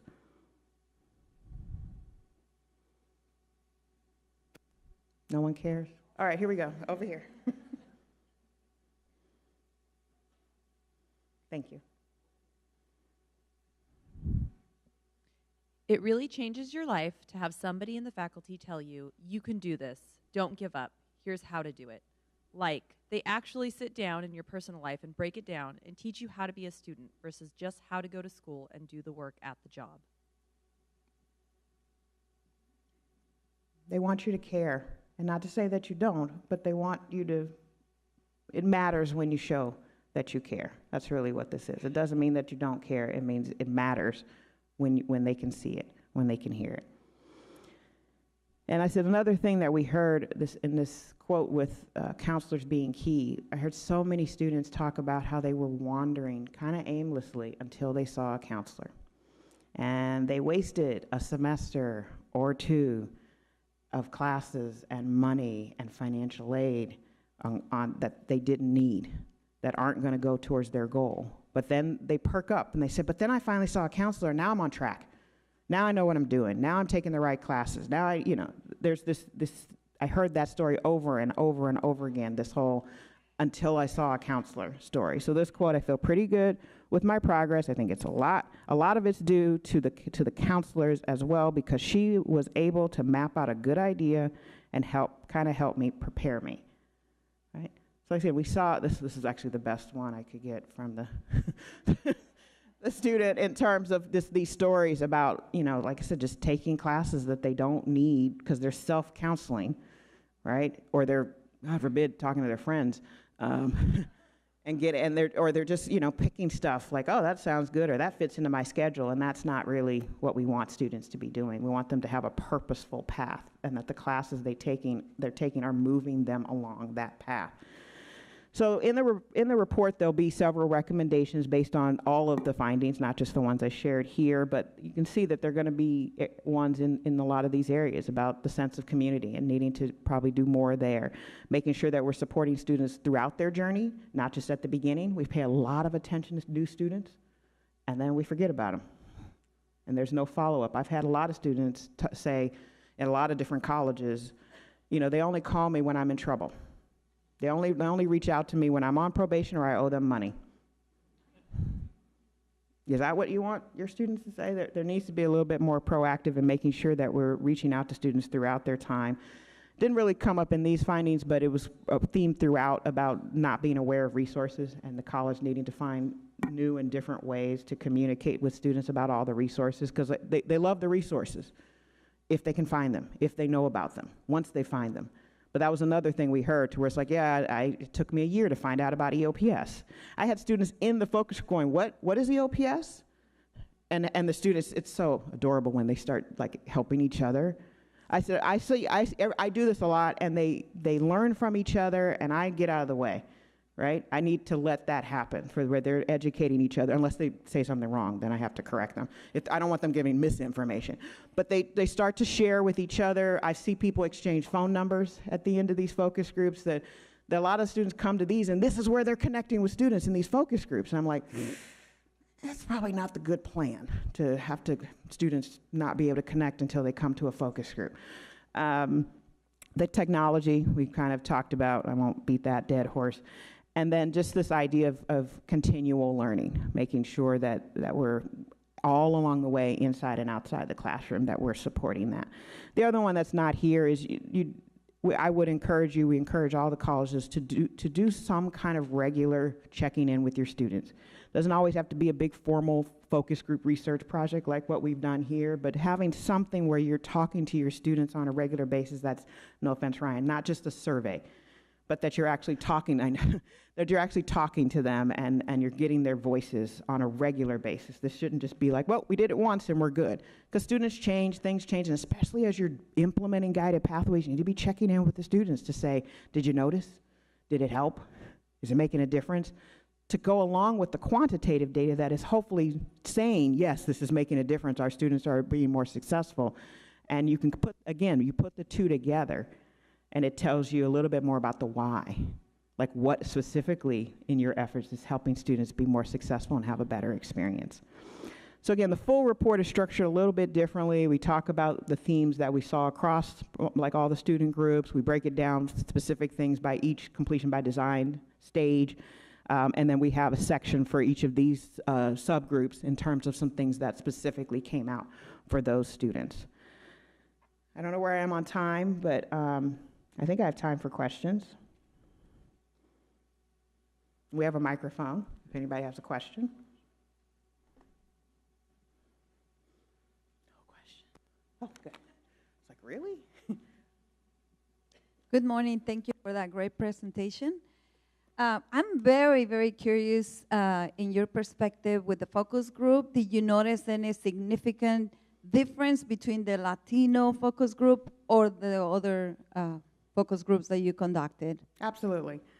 The Latino focus groups were really interesting because, and then I'll tell you, this is somewhat my perception again, because I've done a lot of these and I've done a lot of focus groups with Latino students at a lot of different campuses. And at least at this point, there doesn't seem to be a very cohesive Latino community among your students. They didn't know each other, which I often find, not that again, I don't want to play into a stereotype. It's not like every minority group knows everybody in their minority group. That is a stereotype. But a lot of times I've seen on college campuses, because they're in the same, whether it's clubs or events, or they're in Puente, or there's some kind of, again, it's not every single one knows, but you start to see. But most of the time what I saw is the two that came in together, they knew each other. And those three that came together, they knew each other, but those two didn't know those three. And so I didn't see, and I was just in talking to them, I didn't get a sense of, it's kind of hard to describe it, I just didn't get this sense of a Latino student community on this campus, like some kind of a cohesive, belonging kind of thing. The little bit that I could get out of them, they were very, reticent to talk about being Latino on this campus. They kind of said, I think there are clubs, but I don't know anything about them, and why would I join them? Let's see, I'm trying to think, can I go back to that slide that helped me? I shared a little bit about the distance ed and how they really like a lot of it, but there's some really confusing, it was interesting, the waitlist process, if you think about it from an online student's perspective, how confusing that is. Because when you come from a face-to-face where you crash a class, right? How do you crash an online class? Students don't really know what to do, and they talked about how, they were very confused about how to get from the wait list to register in the class if the space opened up. So that came up for them. North Campus, they were a great group.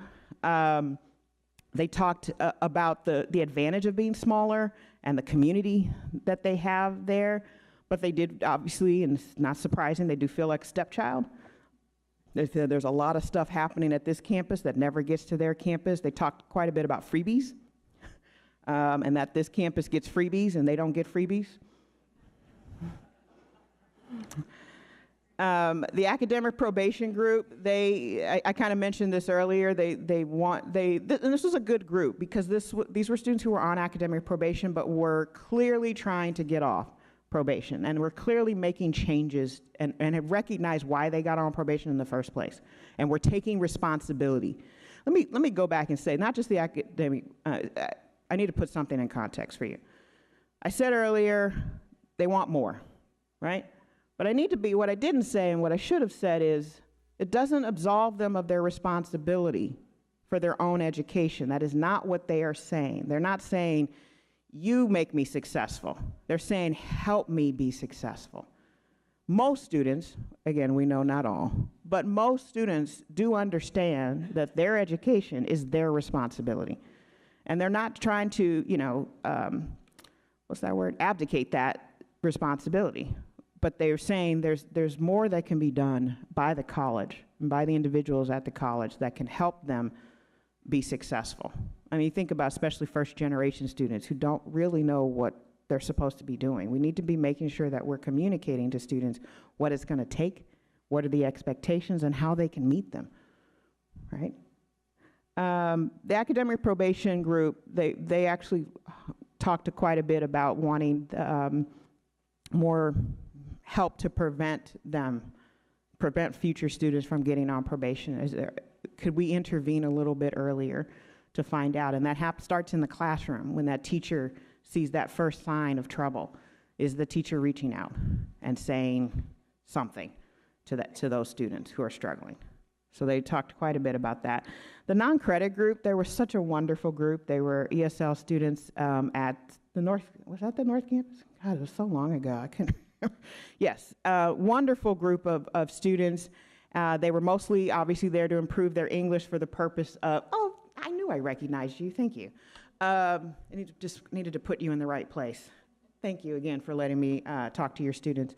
They were very interested in improving their English either for the purposes of career advancement, to get a better job, or to talk with their families who spoke English, to talk in their communities, to help their children with homework, things like that, be able to communicate with their children's teachers.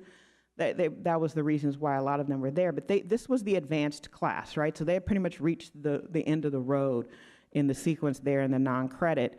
And what was interesting about them was they said, we need help figuring out what to do next. We need counselors who understand where we are now, where we are in this program, and what our options are from here. Where can we go? Because they clearly had they had goals beyond that class, but they just weren't sure how to reach them. And they said the counselors that I guess were made available to them didn't have specific enough knowledge for their situation and where they were coming from and how to transition from that non-credit ESL to whatever, whether it's another, like a certificate program or transfer program or AA, whatever it is, they just didn't feel like they were getting the right counseling for their specific situation. The basic skills students, they love the math lab. No woohoo for the math lab? Thank you. They loved the math lab. They loved embedded tutors. They loved instructional aids. They loved all the extra help that they were getting. They said it was really making a difference.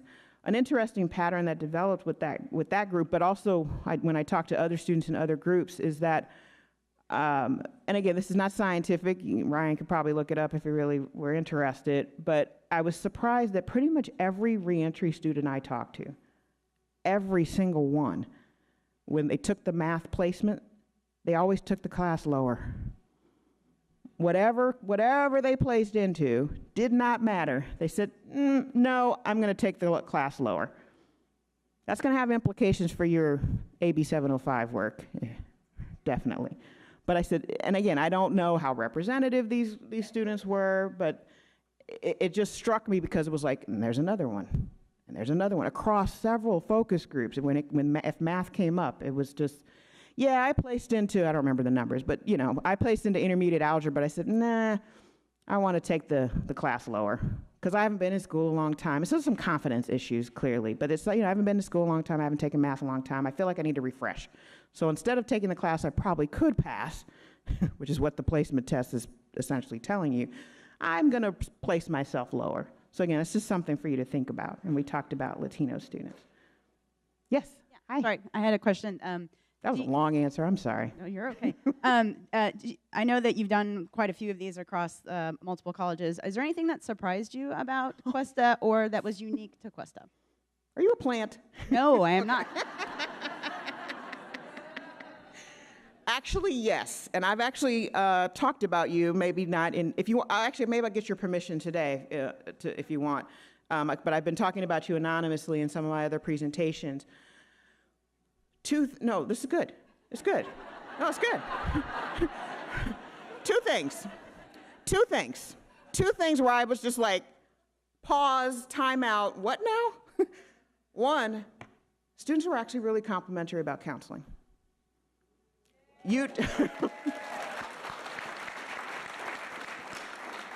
Now again, once they got to the right one, and they were able to get to the counselor, but once they got to the counselors, I really was speechless in some of these cases, because this is not what I hear at most campuses. I mean, I have to usually stop them from like, I get it, I know, counseling sucks, yes, I know. Because they just go on and on and on. But these students, where I kept waiting for someone to say something. No, like, so once they got to a counselor, and again, there was, you saw some quotes where they didn't get in some cases they're not getting the right information for them, and we know sometimes that's their fault. But it was overwhelmingly positive about once they got to the right counselor and got that experience, developed that relationship, that they got what they needed, and that the counselors were really caring and helpful. So that's one. That's very unusual, because that's usually like the real sticking point when we do these presentations. It's like, because counseling gets beat up all the time, I know that. That happens at every campus. And so it's always tough for somebody like me to try to come in and say, I know you're doing the best you can. I know you're working hard, but the students need more. I'm so sorry.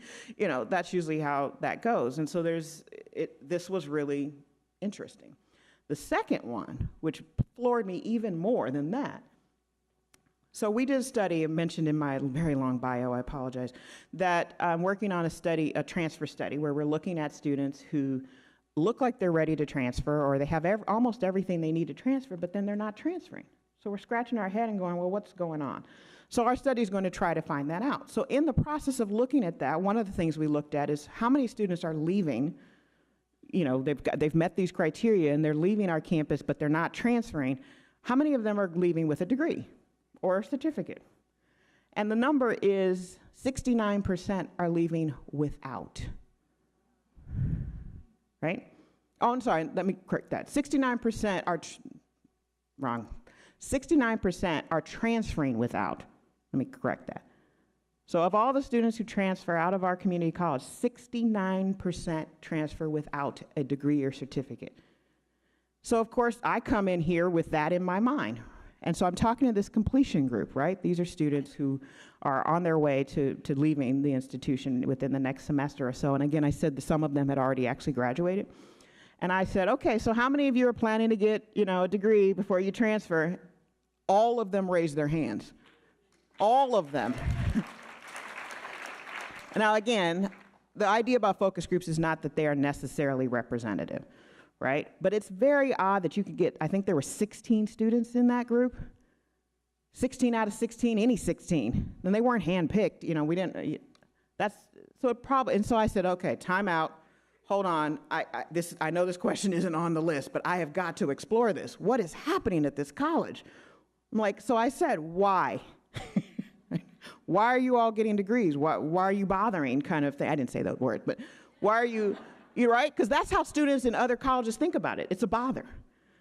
And again, the ADTs are changing things, but students often don't get the degrees because it doesn't line up with the transfer requirements. And it requires them to take extra courses and spend extra time. And so why would I do that when my goal is to transfer anyway, right? So 2 things the students said when I asked them, why are you getting a degree? Of course, they looked at me like, why wouldn't we get a degree? And I'm like, I know. And so I had to explain that whole thing. Anyway, they said 2 things. One, Cuesta pushes ADTs. And they were like, why wouldn't I? I said, ADT, it lines up, guaranteed admission, blah, blah, blah, right? So ADTs was the other thing. And then they said counselors were telling them that they needed to have that degree in their back pocket. And that's a quote. They said back pocket, right? Because things don't always turn out the way you expect. And I was like, God bless the counselors for telling students that.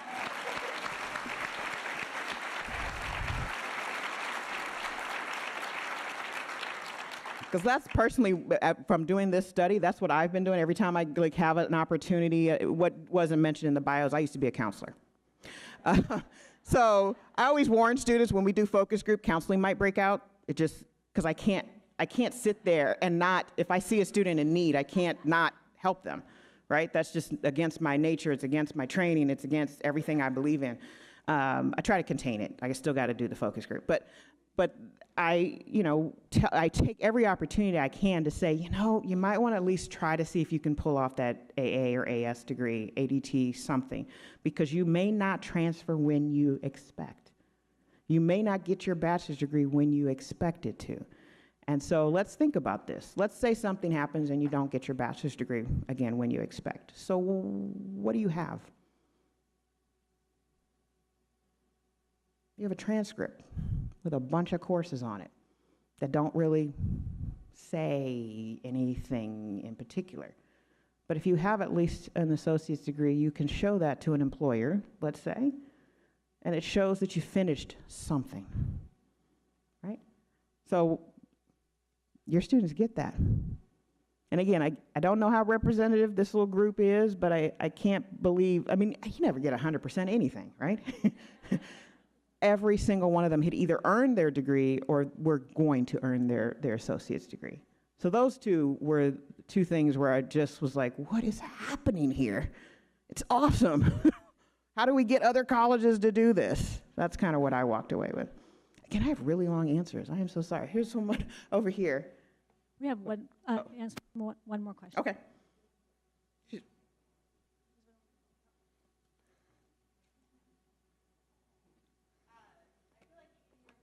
I can, but I don't know if everyone else can. Hey, Darla. Hi.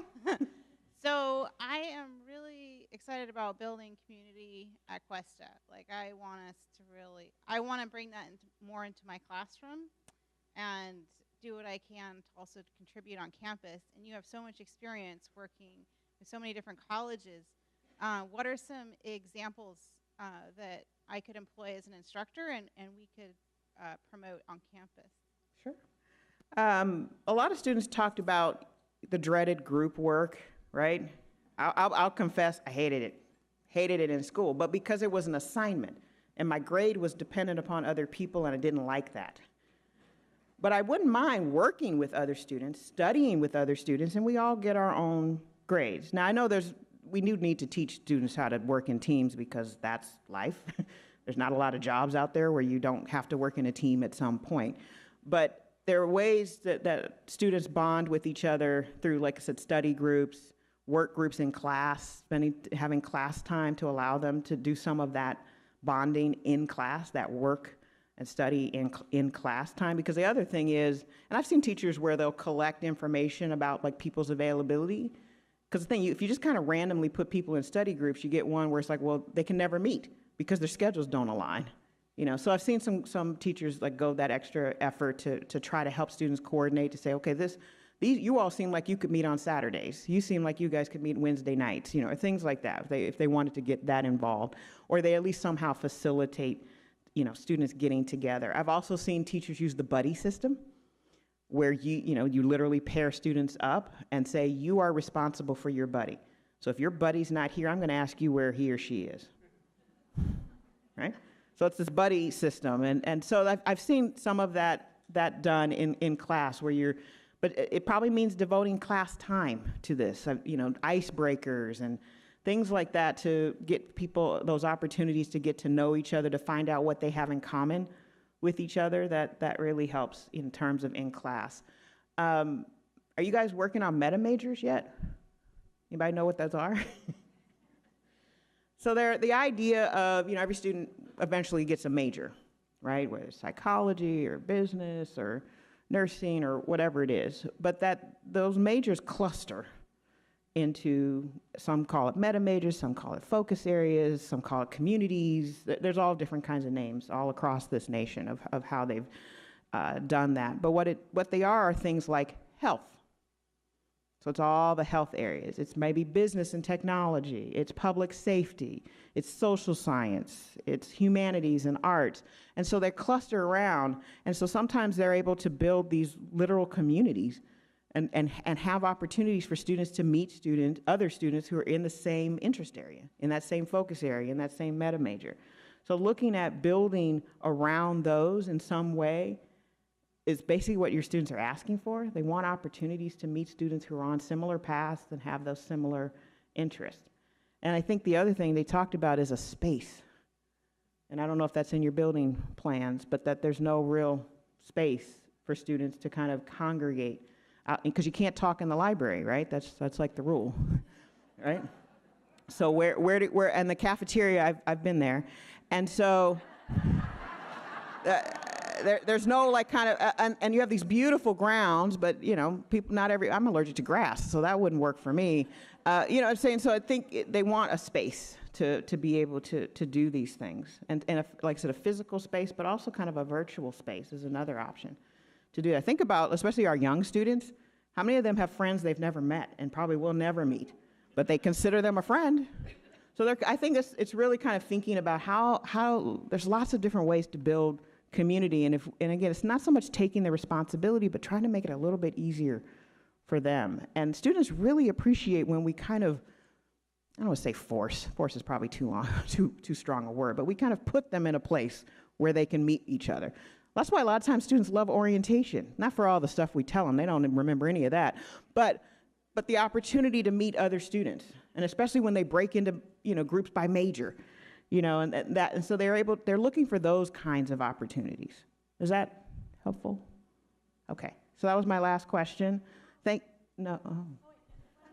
Oh. Okay. I just do what you tell me. This is. All right, you have a couple more minutes.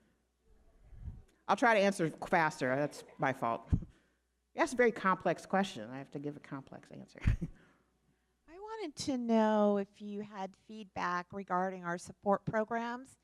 DSPS, COPS, CARE, CalWorks, ESL, veterans? Yes.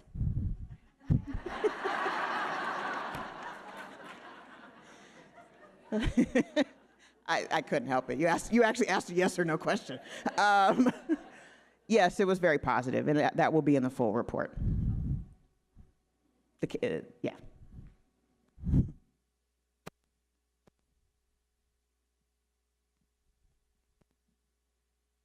Thank you for being here. Really liked how you addressed the question about building community.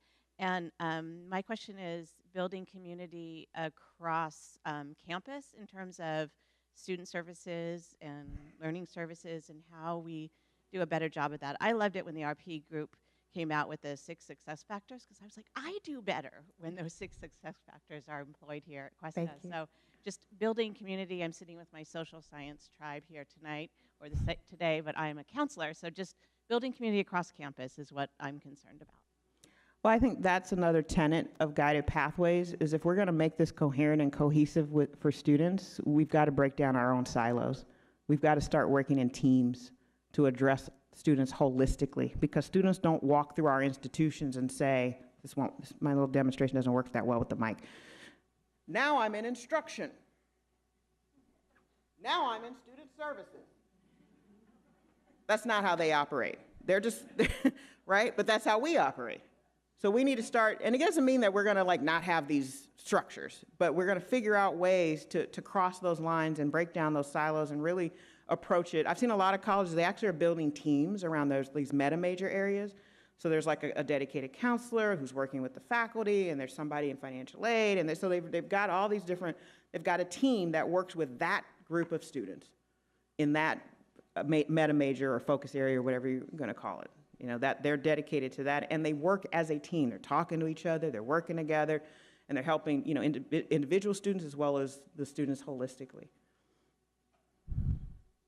Okay. Yes? Sure. So do whatever you tell me. I'll stop whenever you tell me to stop. I just wanted to say thank you. And also say that the student voice is right. It's always right. But what I'd like to ask is if there's a way we can replicate this study, because data analysis, even qualitative data, is a snapshot in time. If there's a way we can replicate the data, because we've implemented, before this study came out, we knew a lot of the gaps existed in our service delivery models. So we implemented Cougar Welcome Days, which is a onboarding orientation program for freshmen, first-time freshmen and reentry. And we did it both here at the SLO campus and the North County campus. But the point was we gave students an orientation. We mandated that they see a counselor. They registered for courses, and they were able to bring their parents. So we involved the family in the process. Very nice. So I guess why I want to replicate the study is because I want to see if some of these things that we're doing are effective. In addition, with our counselors, we know when we look at the student success scorecard that our counselors saw 900 more students in 17-18 over academic year 16-17. And not only do we have a centralized counseling model, but we're also working on a distributed counseling model where we have counselors designated in areas. So we have Susan Gossard in the CTE area. We have this fall starting, we have Kat Gritton, who's going to be a designated athletic counselor. So we're addressing the fact that students are going to connect with specific counselors by majors, but I want to see if what we're doing at some point is effective. So what I'd like to advocate for is replicating the study, because I know we've been making a lot of changes. We just need to see if what we're doing is effective. Wonderful, wonderful.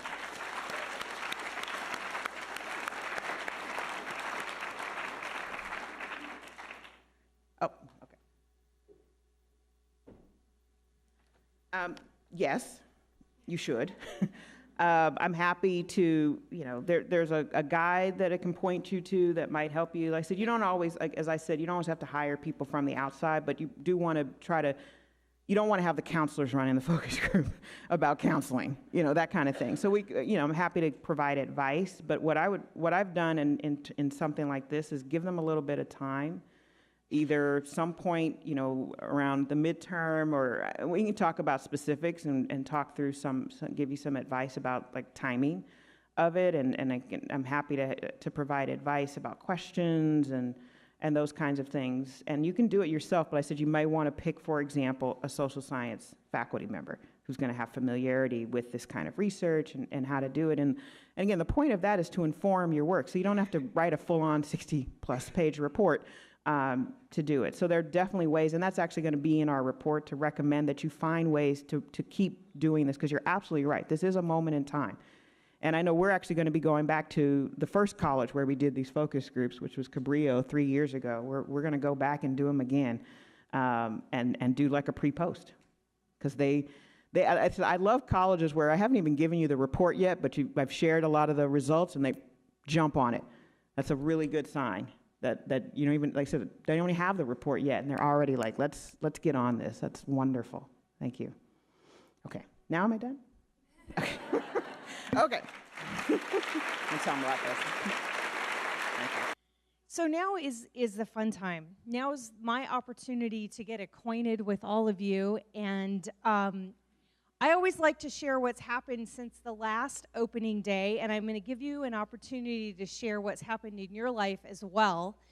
In our household, we had a pretty big event. Our oldest son got married on January 12th. And so, yeah. So in the 18 years I've been in higher ed, it's the first time I've ever missed school during the first week of a term, but he got married on a Friday. So, and there is the bride and groom. You might recognize that is the McDonough Inn. And it was just a beautiful day. So that was a huge milestone for us. And for me, to say yay after raising 2 sons, and it seems like we've always had male dogs even, to now have another woman in the family is tremendous. So that is a lot of fun. And our home is ruled by 2 little 10-pound dachshunds, Opal and Olive. And so when you have a chance to come over, just know that they absolutely are in charge. But in terms of other milestones, we recently became, I don't know what you call it, we have a grand puppy. And Cameron and Caleb, this is their bulldog baby. His name is Neville Longbottom. And if you're a Harry Potter fan, yes, so that is the big new addition to our family. So I want to hear your milestones so we can celebrate what has happened in your life. And where is Katie? Because Katie, I know, has a big milestone.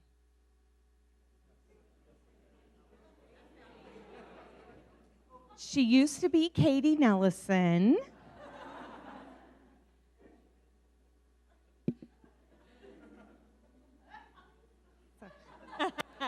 Katie didn't know she was going to get to share the big news. Well, I'm back, first of all. I got married on June 9th.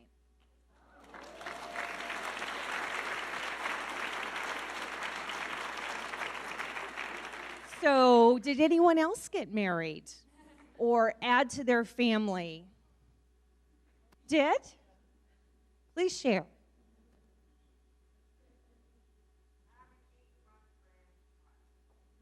A little girl. Congratulations. Way over there. Do you want to stand up and be loud so we can hear you? Congratulations.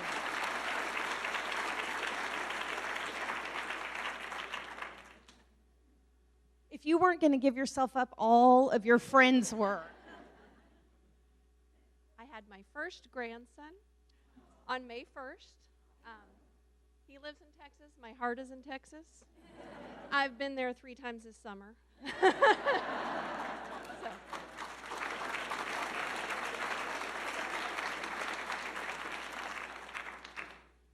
Anybody else? Anyone have a trip of a lifetime this summer?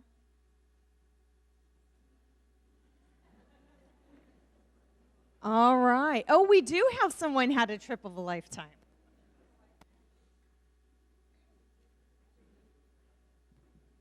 I just want to share that my 3 grandchildren were able to come with just myself, my husband, my brother, and his wife, without any other parents. And we went to Yosemite for not Yosemite. I'm sorry, Yellowstone for about 10 days. Buffalo too.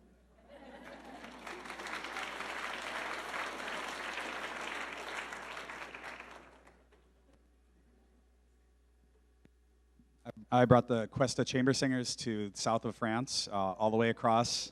We did 11 concerts, and there were no hijinks, of which I know. So it was very successful.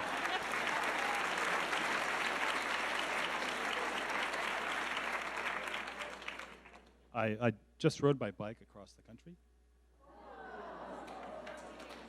32 days, 3,650 miles. Welcome back.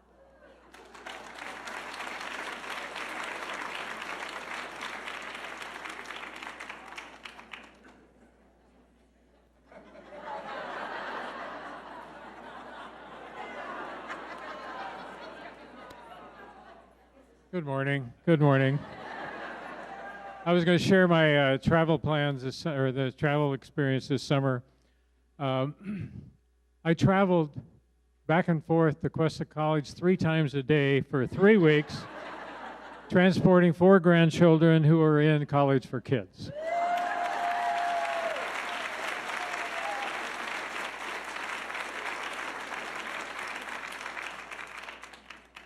That is fantastic. So I have asked the vice presidents if they would give us a brief update in what's happening in their area. And Dan, once again, you get to be first.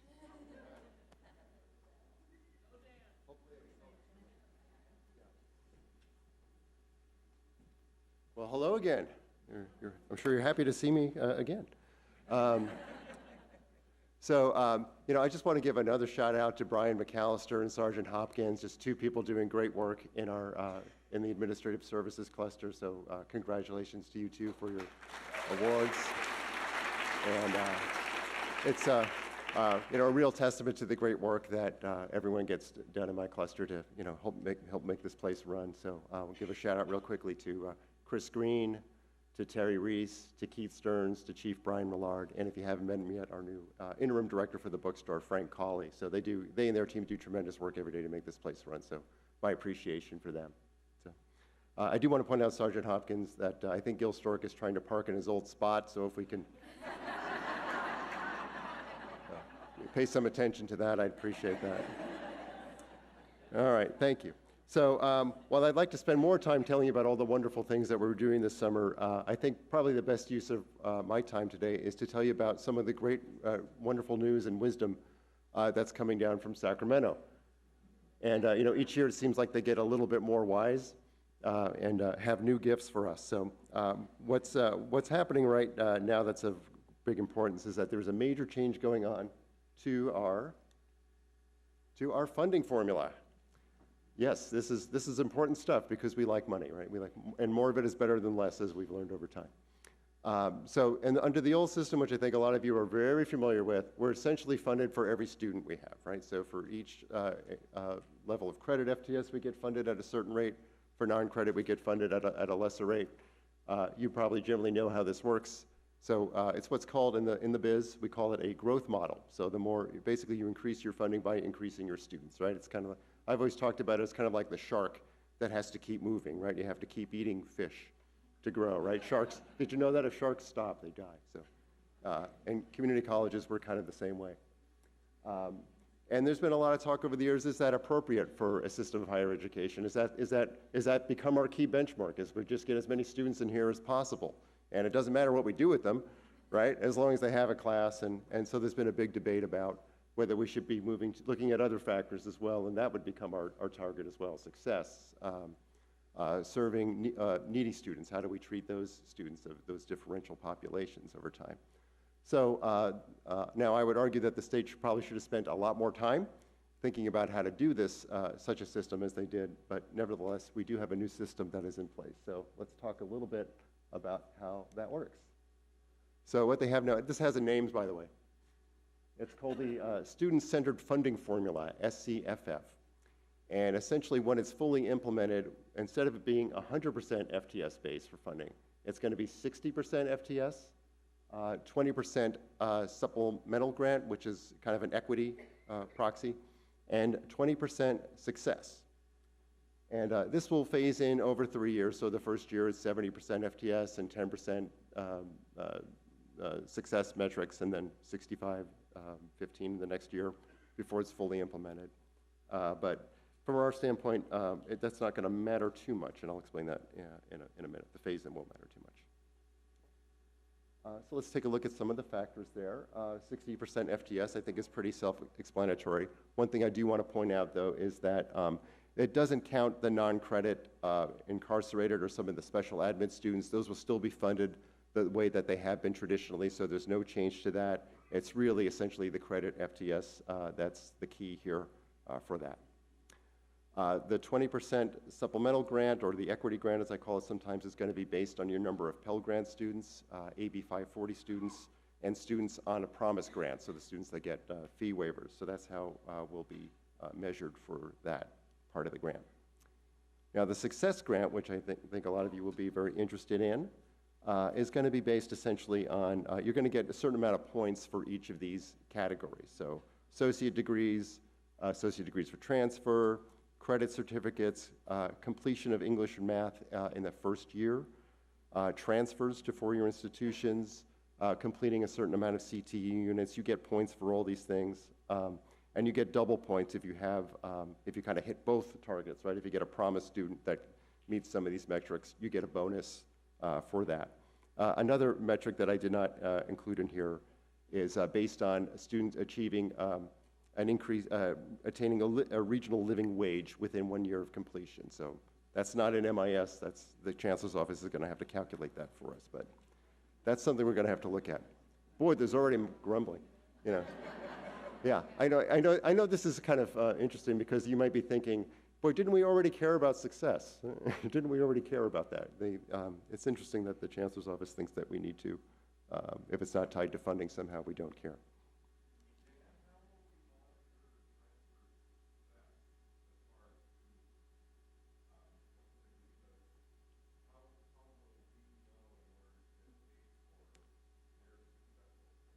Yeah, that's probably a better question for Ryan. I'd probably send it to him, but I don't think, I think, you know, one of the great things about this new formula is that they have these provisions down, you know, in kind of in bullet point form, and the details they're still kind of working on. So I'm actually going to a workshop on Monday where hopefully they'll be able to explain some of this, but in terms of some of these categories, it's not even clear to me which year they're using, like are we going to lag 1 year or 2 years, or if a student has a promise grant in their first year here but not in the second, do we count them as a promise student? That's still, questions like that are still under debate. So as we roll this out, we're going to have to figure out some of those details, but yeah. So some of the other features I want to mention, so I mentioned that, that it does phase in over 3 years. It's not fully in play in year 1. So there is some time to look at some of those issues.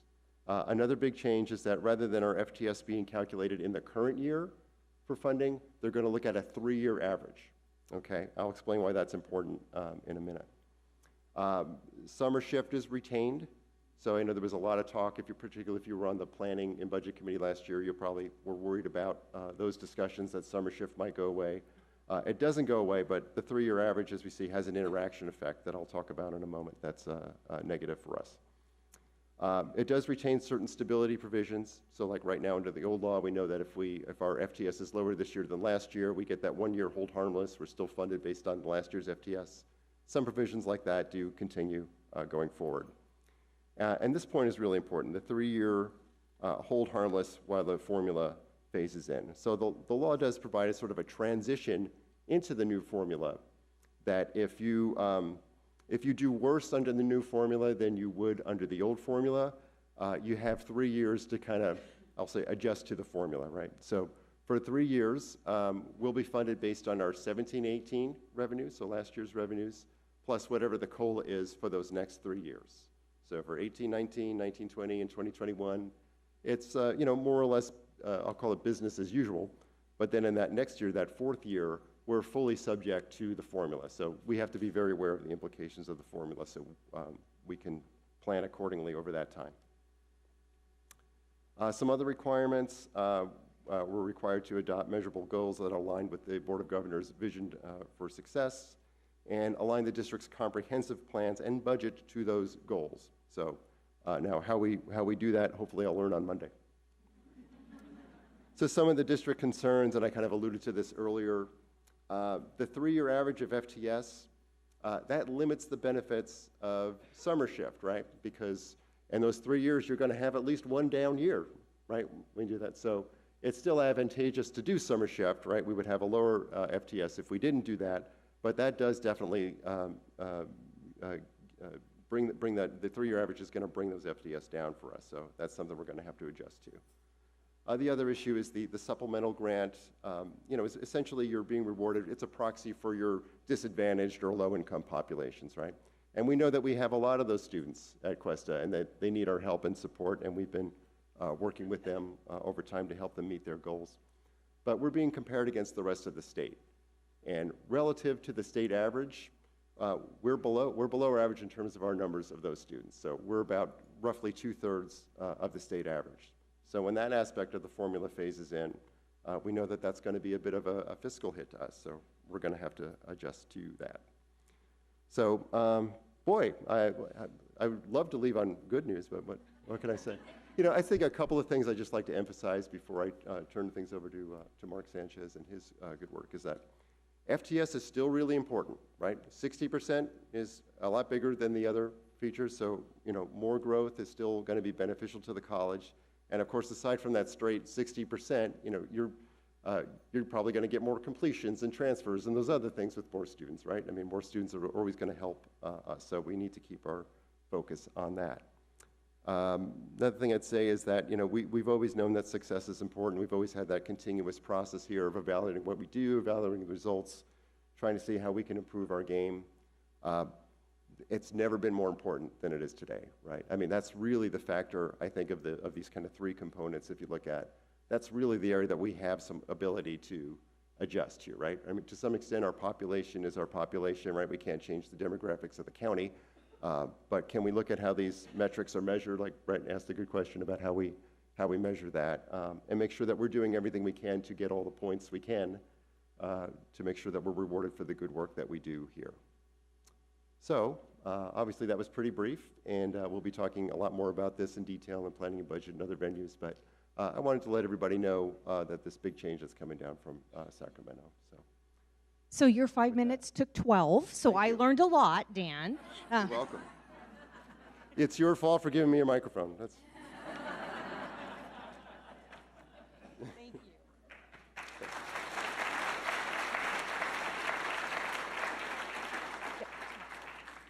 And now Dr. Mark Sanchez will give us an update on student services.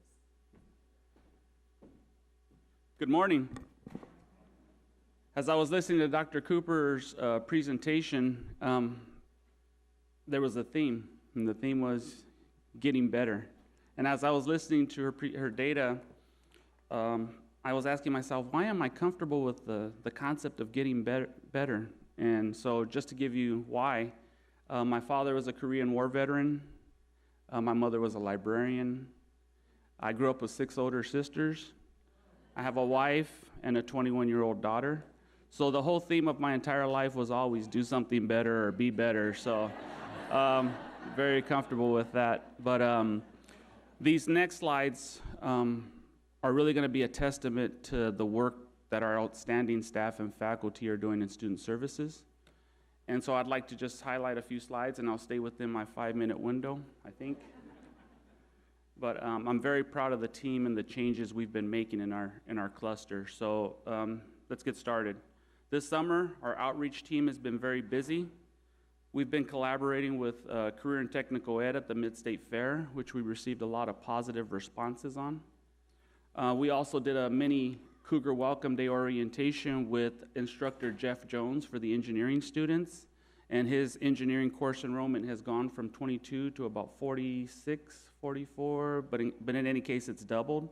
So it's a really unique collaboration between student services and instruction on a guided pathway framework. So I'm really pleased with the work that our counselors and staff have been doing.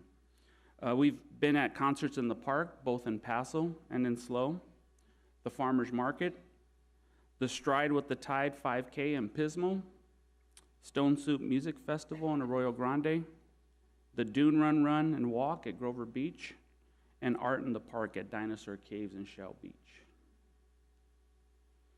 We were able to secure a couple of grants this summer, and I'd like to acknowledge the work of Janet Shepard.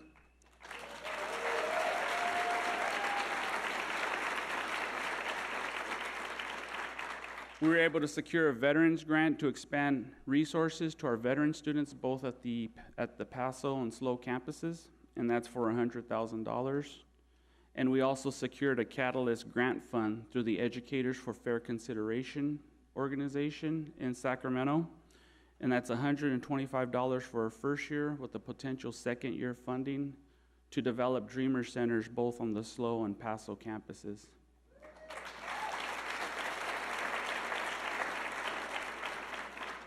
Our food pantry is blowing up, so I hope you'll direct your students to any students who, yeah, you can go ahead and clap, that's huge. There was just a research report that Chancellor Eloy Oakley quoted where in some regions food insecurity is around 50%. We know locally it's probably closer to 30%, but in any case that's significant. And so all of these services that our I'm presenting on are really within the Guided Pathways framework because they fit under the themes of connection, entry, progress, and completion. So our food pantry, under the leadership of Dr. Anthony Gutierrez. Yeah. The hours of operation starting this fall are Monday through Thursday, 10 a.m. to 2 p.m. on the SLO campus in room 5305, North County campus, N1005.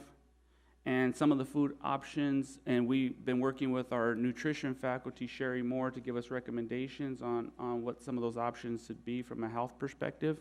So we have quinoa, tuna. Well, you can read, and I'll make sure you get access to this presentation after. Our monthly food distribution will continue, partnership with the SLO Food Bank. It's the third Tuesday of every month, 3 to 5 p.m.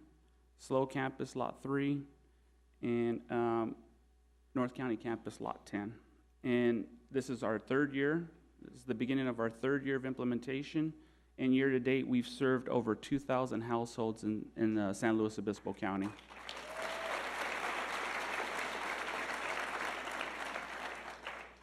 So we have a couple of events coming up with the SLO County Mental Health, the Transitions Mental Health, and the Student Life and Cultural Center to host some mental health awareness and outreach workshops.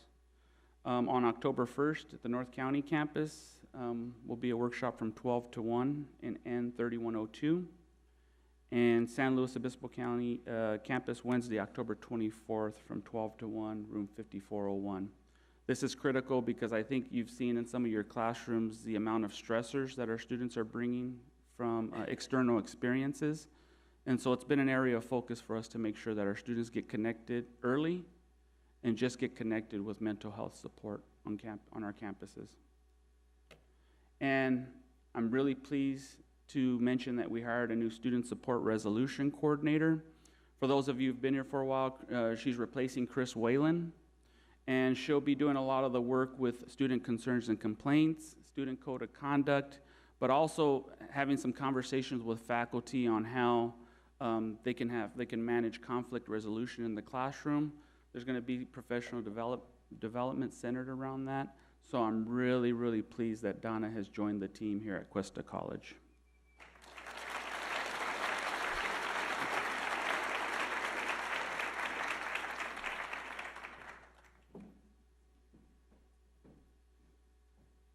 Okay, I'll be 5 minutes. So, yeah, that's what I say. That's what I say. Yeah, I get up here, can't get me off. I do want to say there is a lot of pressure on all of us today. There's no doubt about it. You heard the funding formula, and it's based off of FTS. That's instruction on enrollment, and what do?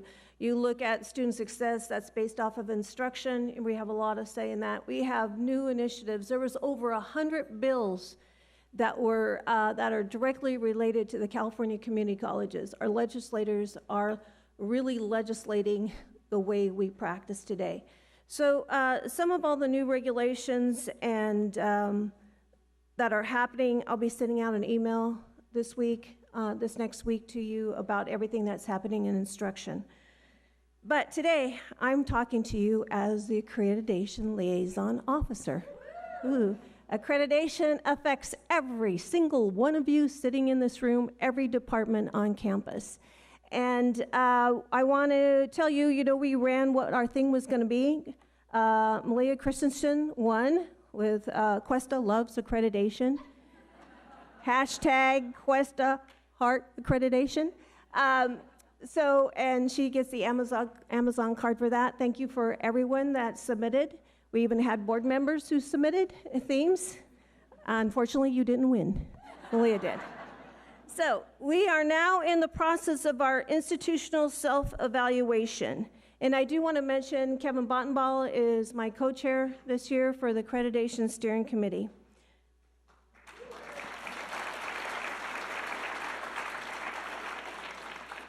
So over the last 6 years, and I know Kevin has done it, I have done it all throughout the state with ACCJC, throughout the state, we have developed an infrastructure that focuses on addressing and meeting the accreditation standards. We've talked about, we have ongoing accreditation on this campus. Every committee, every central committee, the board, cabinet, we have accreditation updates on every single agenda. We have built an accreditation culture. If you're new here, you hear about accreditation all the time at Cuesta. We have achieved this using our planning processes and also our governance structure and just the ongoing work of the college. So now it's the time to put our claims into action. So, how do you get involved? What we've done and how we've proceeded forward, we feel that we're in a very, very good shape for this 2020 evaluation process. What we're asking you is to volunteer. We have very few. We only have 4 faculty right now on the Accreditation Steering Committee. We lost 3 major contributors to accreditation who took the early retirement for that, which is going to be difficult for us because they were very ingrained over the years. So you can be part of the Accreditation Steering Committee. You can be sign up for being on the standard team and committee work. So we want to spread the load as much as we can. So next week, all the co-chairs of committees will be receiving a notification from the Accreditation Steering Committee. And I don't expect you to read this, but anyway, it is basically what this states is an effort to assist the college with completing its 2020 institutional self-evaluation report. The Accreditation Steering Committee is requesting blank, blank, blank committee address the following standards by answering the 3 prompts for each of the listed standards and making this effort one of the committee's initiatives for this year. So we're asking committees to do the college's work, and it will be part of their initiatives. Or some committees will just be receiving checklists of looking into it and providing evidence that we do that. We want to finish all this work in the academic year. So for 18-19, we're going to be doing the report, the self-evaluation, addressing the 128 standards, addressing the policies, commission policies, the eligibility requirements, and of course the quality focus essay. Then Kevin, who volunteered, and myself will write the first draft during next summer, and then the document will go through the governance process in 19-20. And the report will be finished, approved by the board by April of 2020. So these are people that have volunteered. I don't know if they know they volunteered or not. I got some of these from Stacy, some of the names. Some of these individuals are co-chairs of committees, like Bill Demarest, if you're here. I hope you were told, but you are the co-chair. Oh, maybe you don't know that yet. Maybe that wasn't a vote. Sorry, shouldn't have said that one. So you can join with this work group and you know, help in any way we can. There'll be little jobs, there'll be big jobs, etc. And then this is really a time. I mean, when Jill came in as a new president, I think it was, she probably stressed out a little bit about accreditation, knowing you're coming into a report. But we do this well. We've learned from our mistakes in the past. We really have integrated it into our daily processes. So I'm hoping that you help us celebrate and write a report that recognizes everything that we do well. We will have some gaps here and there, but we will be able to address that. We have plenty of time. And then, you know, writing a report is a demonstration. We should be proud of who we are and what we do. So I hope to, you know, have you all volunteer. Hopeful. But anyway, and you will be hearing throughout the rest. And I will also give you the update on instruction. So thank you. 5 minutes.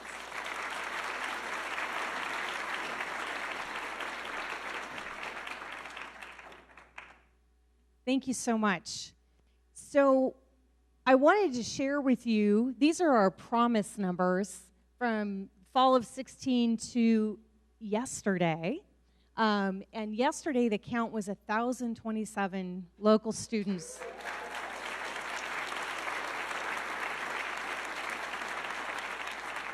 And this is really exciting, and it's really important. Over the last couple of days, I've gone to several of the onboardings for new students, and in all of those, overwhelmingly, those in attendance came from our local high schools.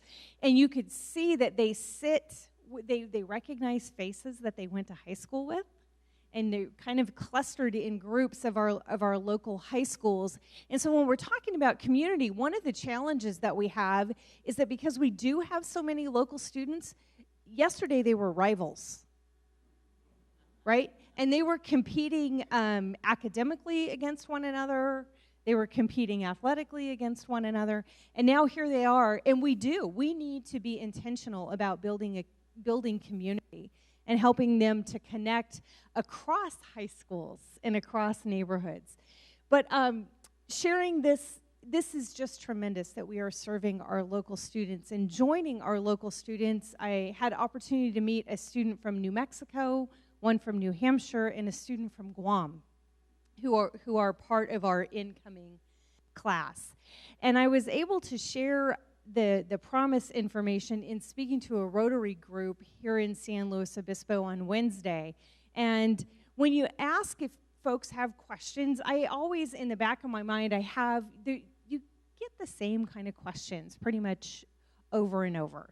And someone asked a question that was completely outside of what I have ever been asked before, and it was just fabulous. After we had talked about the promise, they wanted to know what our admission criteria was.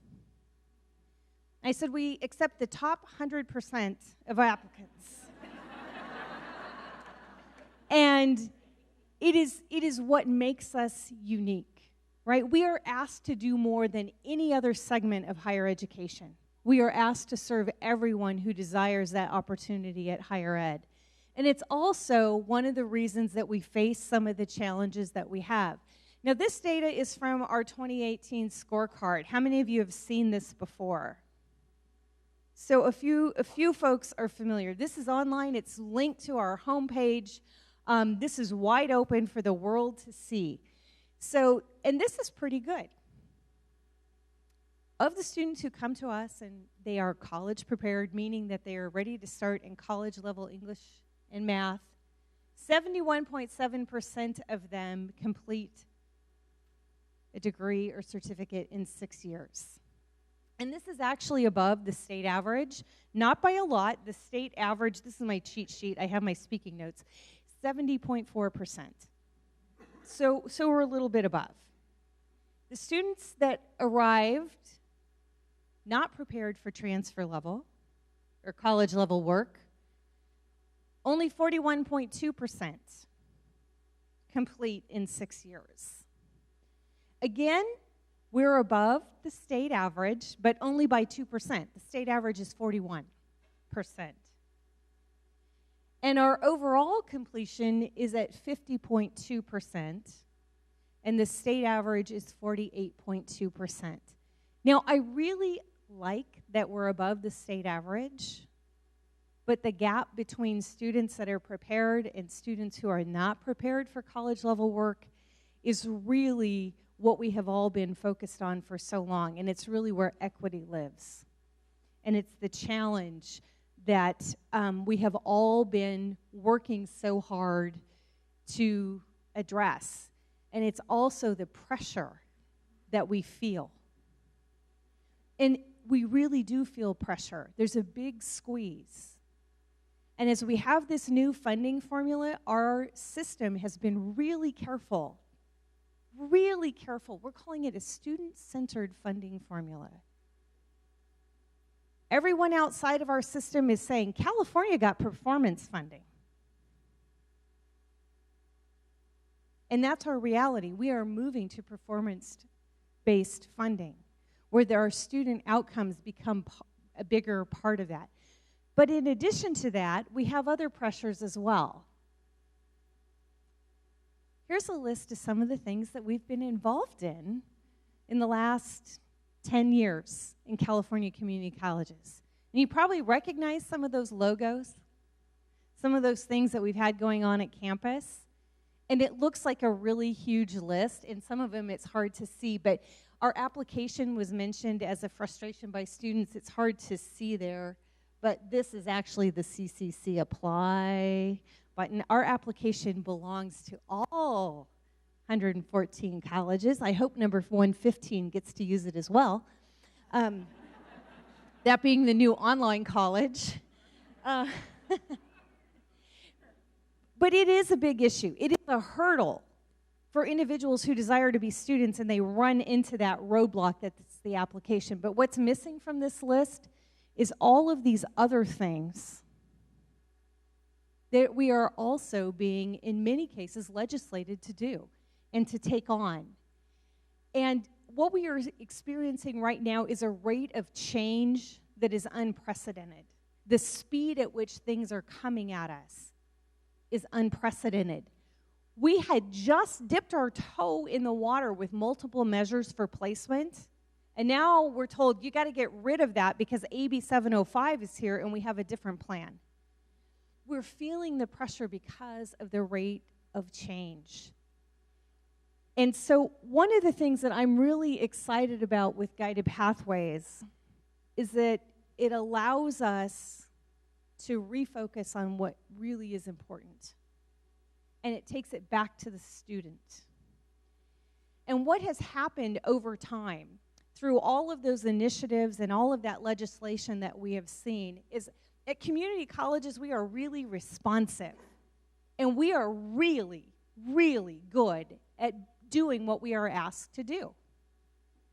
And so we've built all of these structures that perfectly align with reporting at the state. And we know exactly how to check those boxes and how to do that work and make sure that we are performing where we are told to perform. But part of that outcome is that we've become really specific. And as Dr. Cooper mentioned, we have some fantastic programs. We have programs that have just pockets of excellence that are tremendous. But what, and this is my favorite example, I always go to elephants and giraffes. And I work with a program for elephants. And here comes a giraffe, and I think, oh, I am so sorry. Yes, our program could help you, but you're a giraffe. You're going to need to go stand in that line over there with the other giraffes because I can only help elephants. Oh, now there's penguins? We're going to have to hire somebody to serve penguins. Does anyone here serve penguins? And we've built these silos because of our funding, because our money has been handed to us and we have been told you have to do it this way. This money can only serve this student. And with the Guided Pathways, it gives us the opportunity to take a look at those very specific programs and adopt those effective practices and scale them so that it doesn't matter if the student is a giraffe, an elephant, or even a penguin.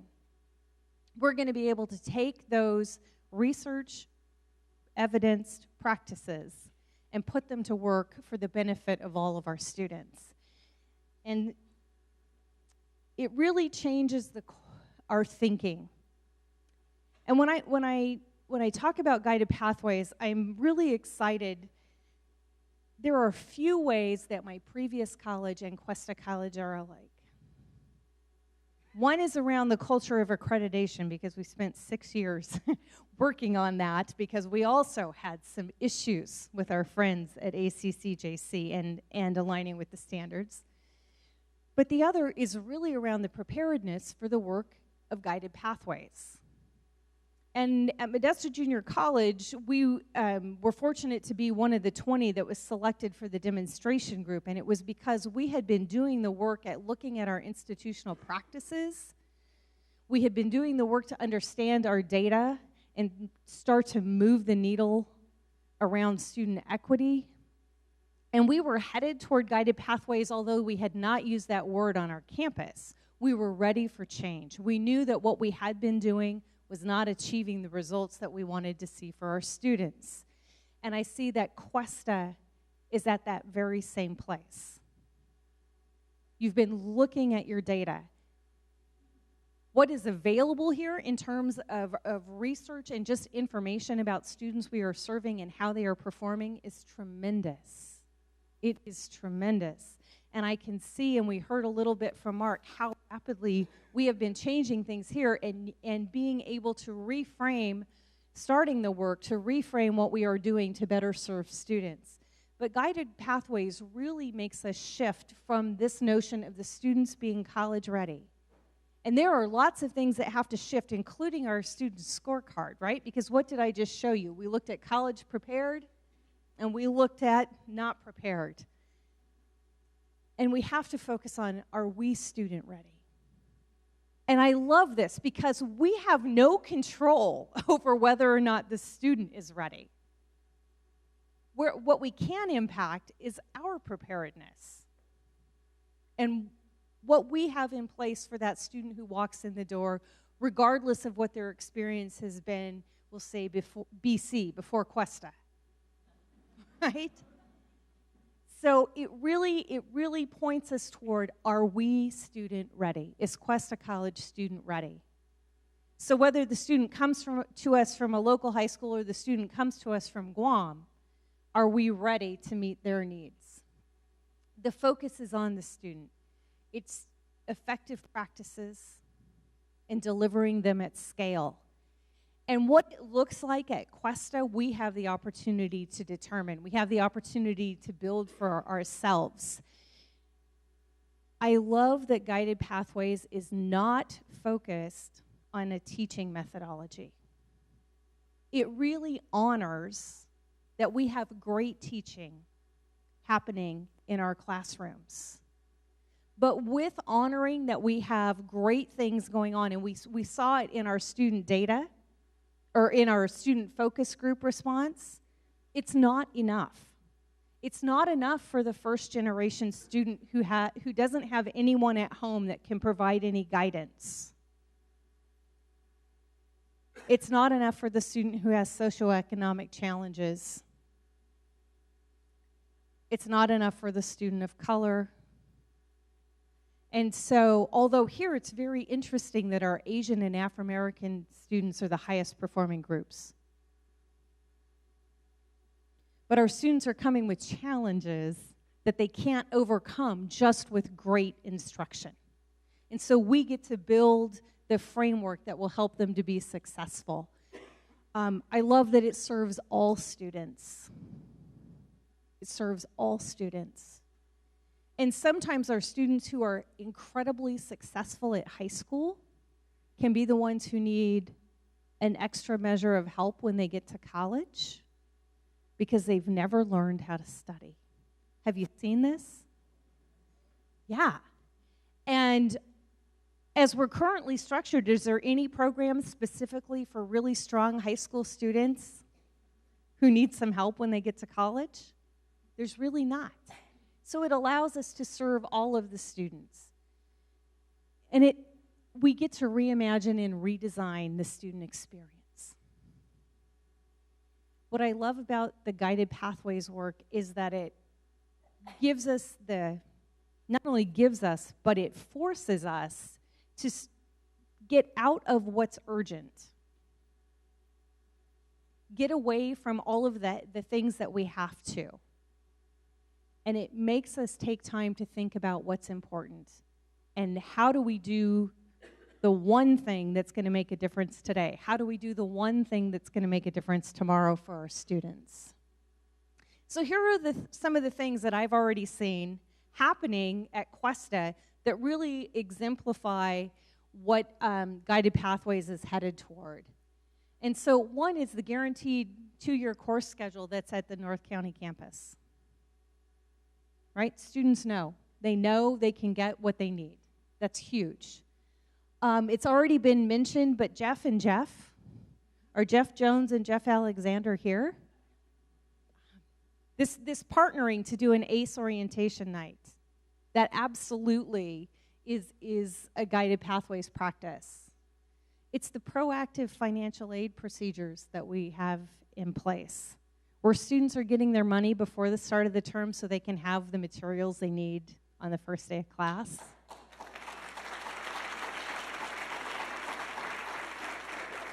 That's huge. And I am sure that Darla has heard over and over and over from students the frustration around how long it takes to get that financial aid to be able to get the materials you need. It seriously impacts our students.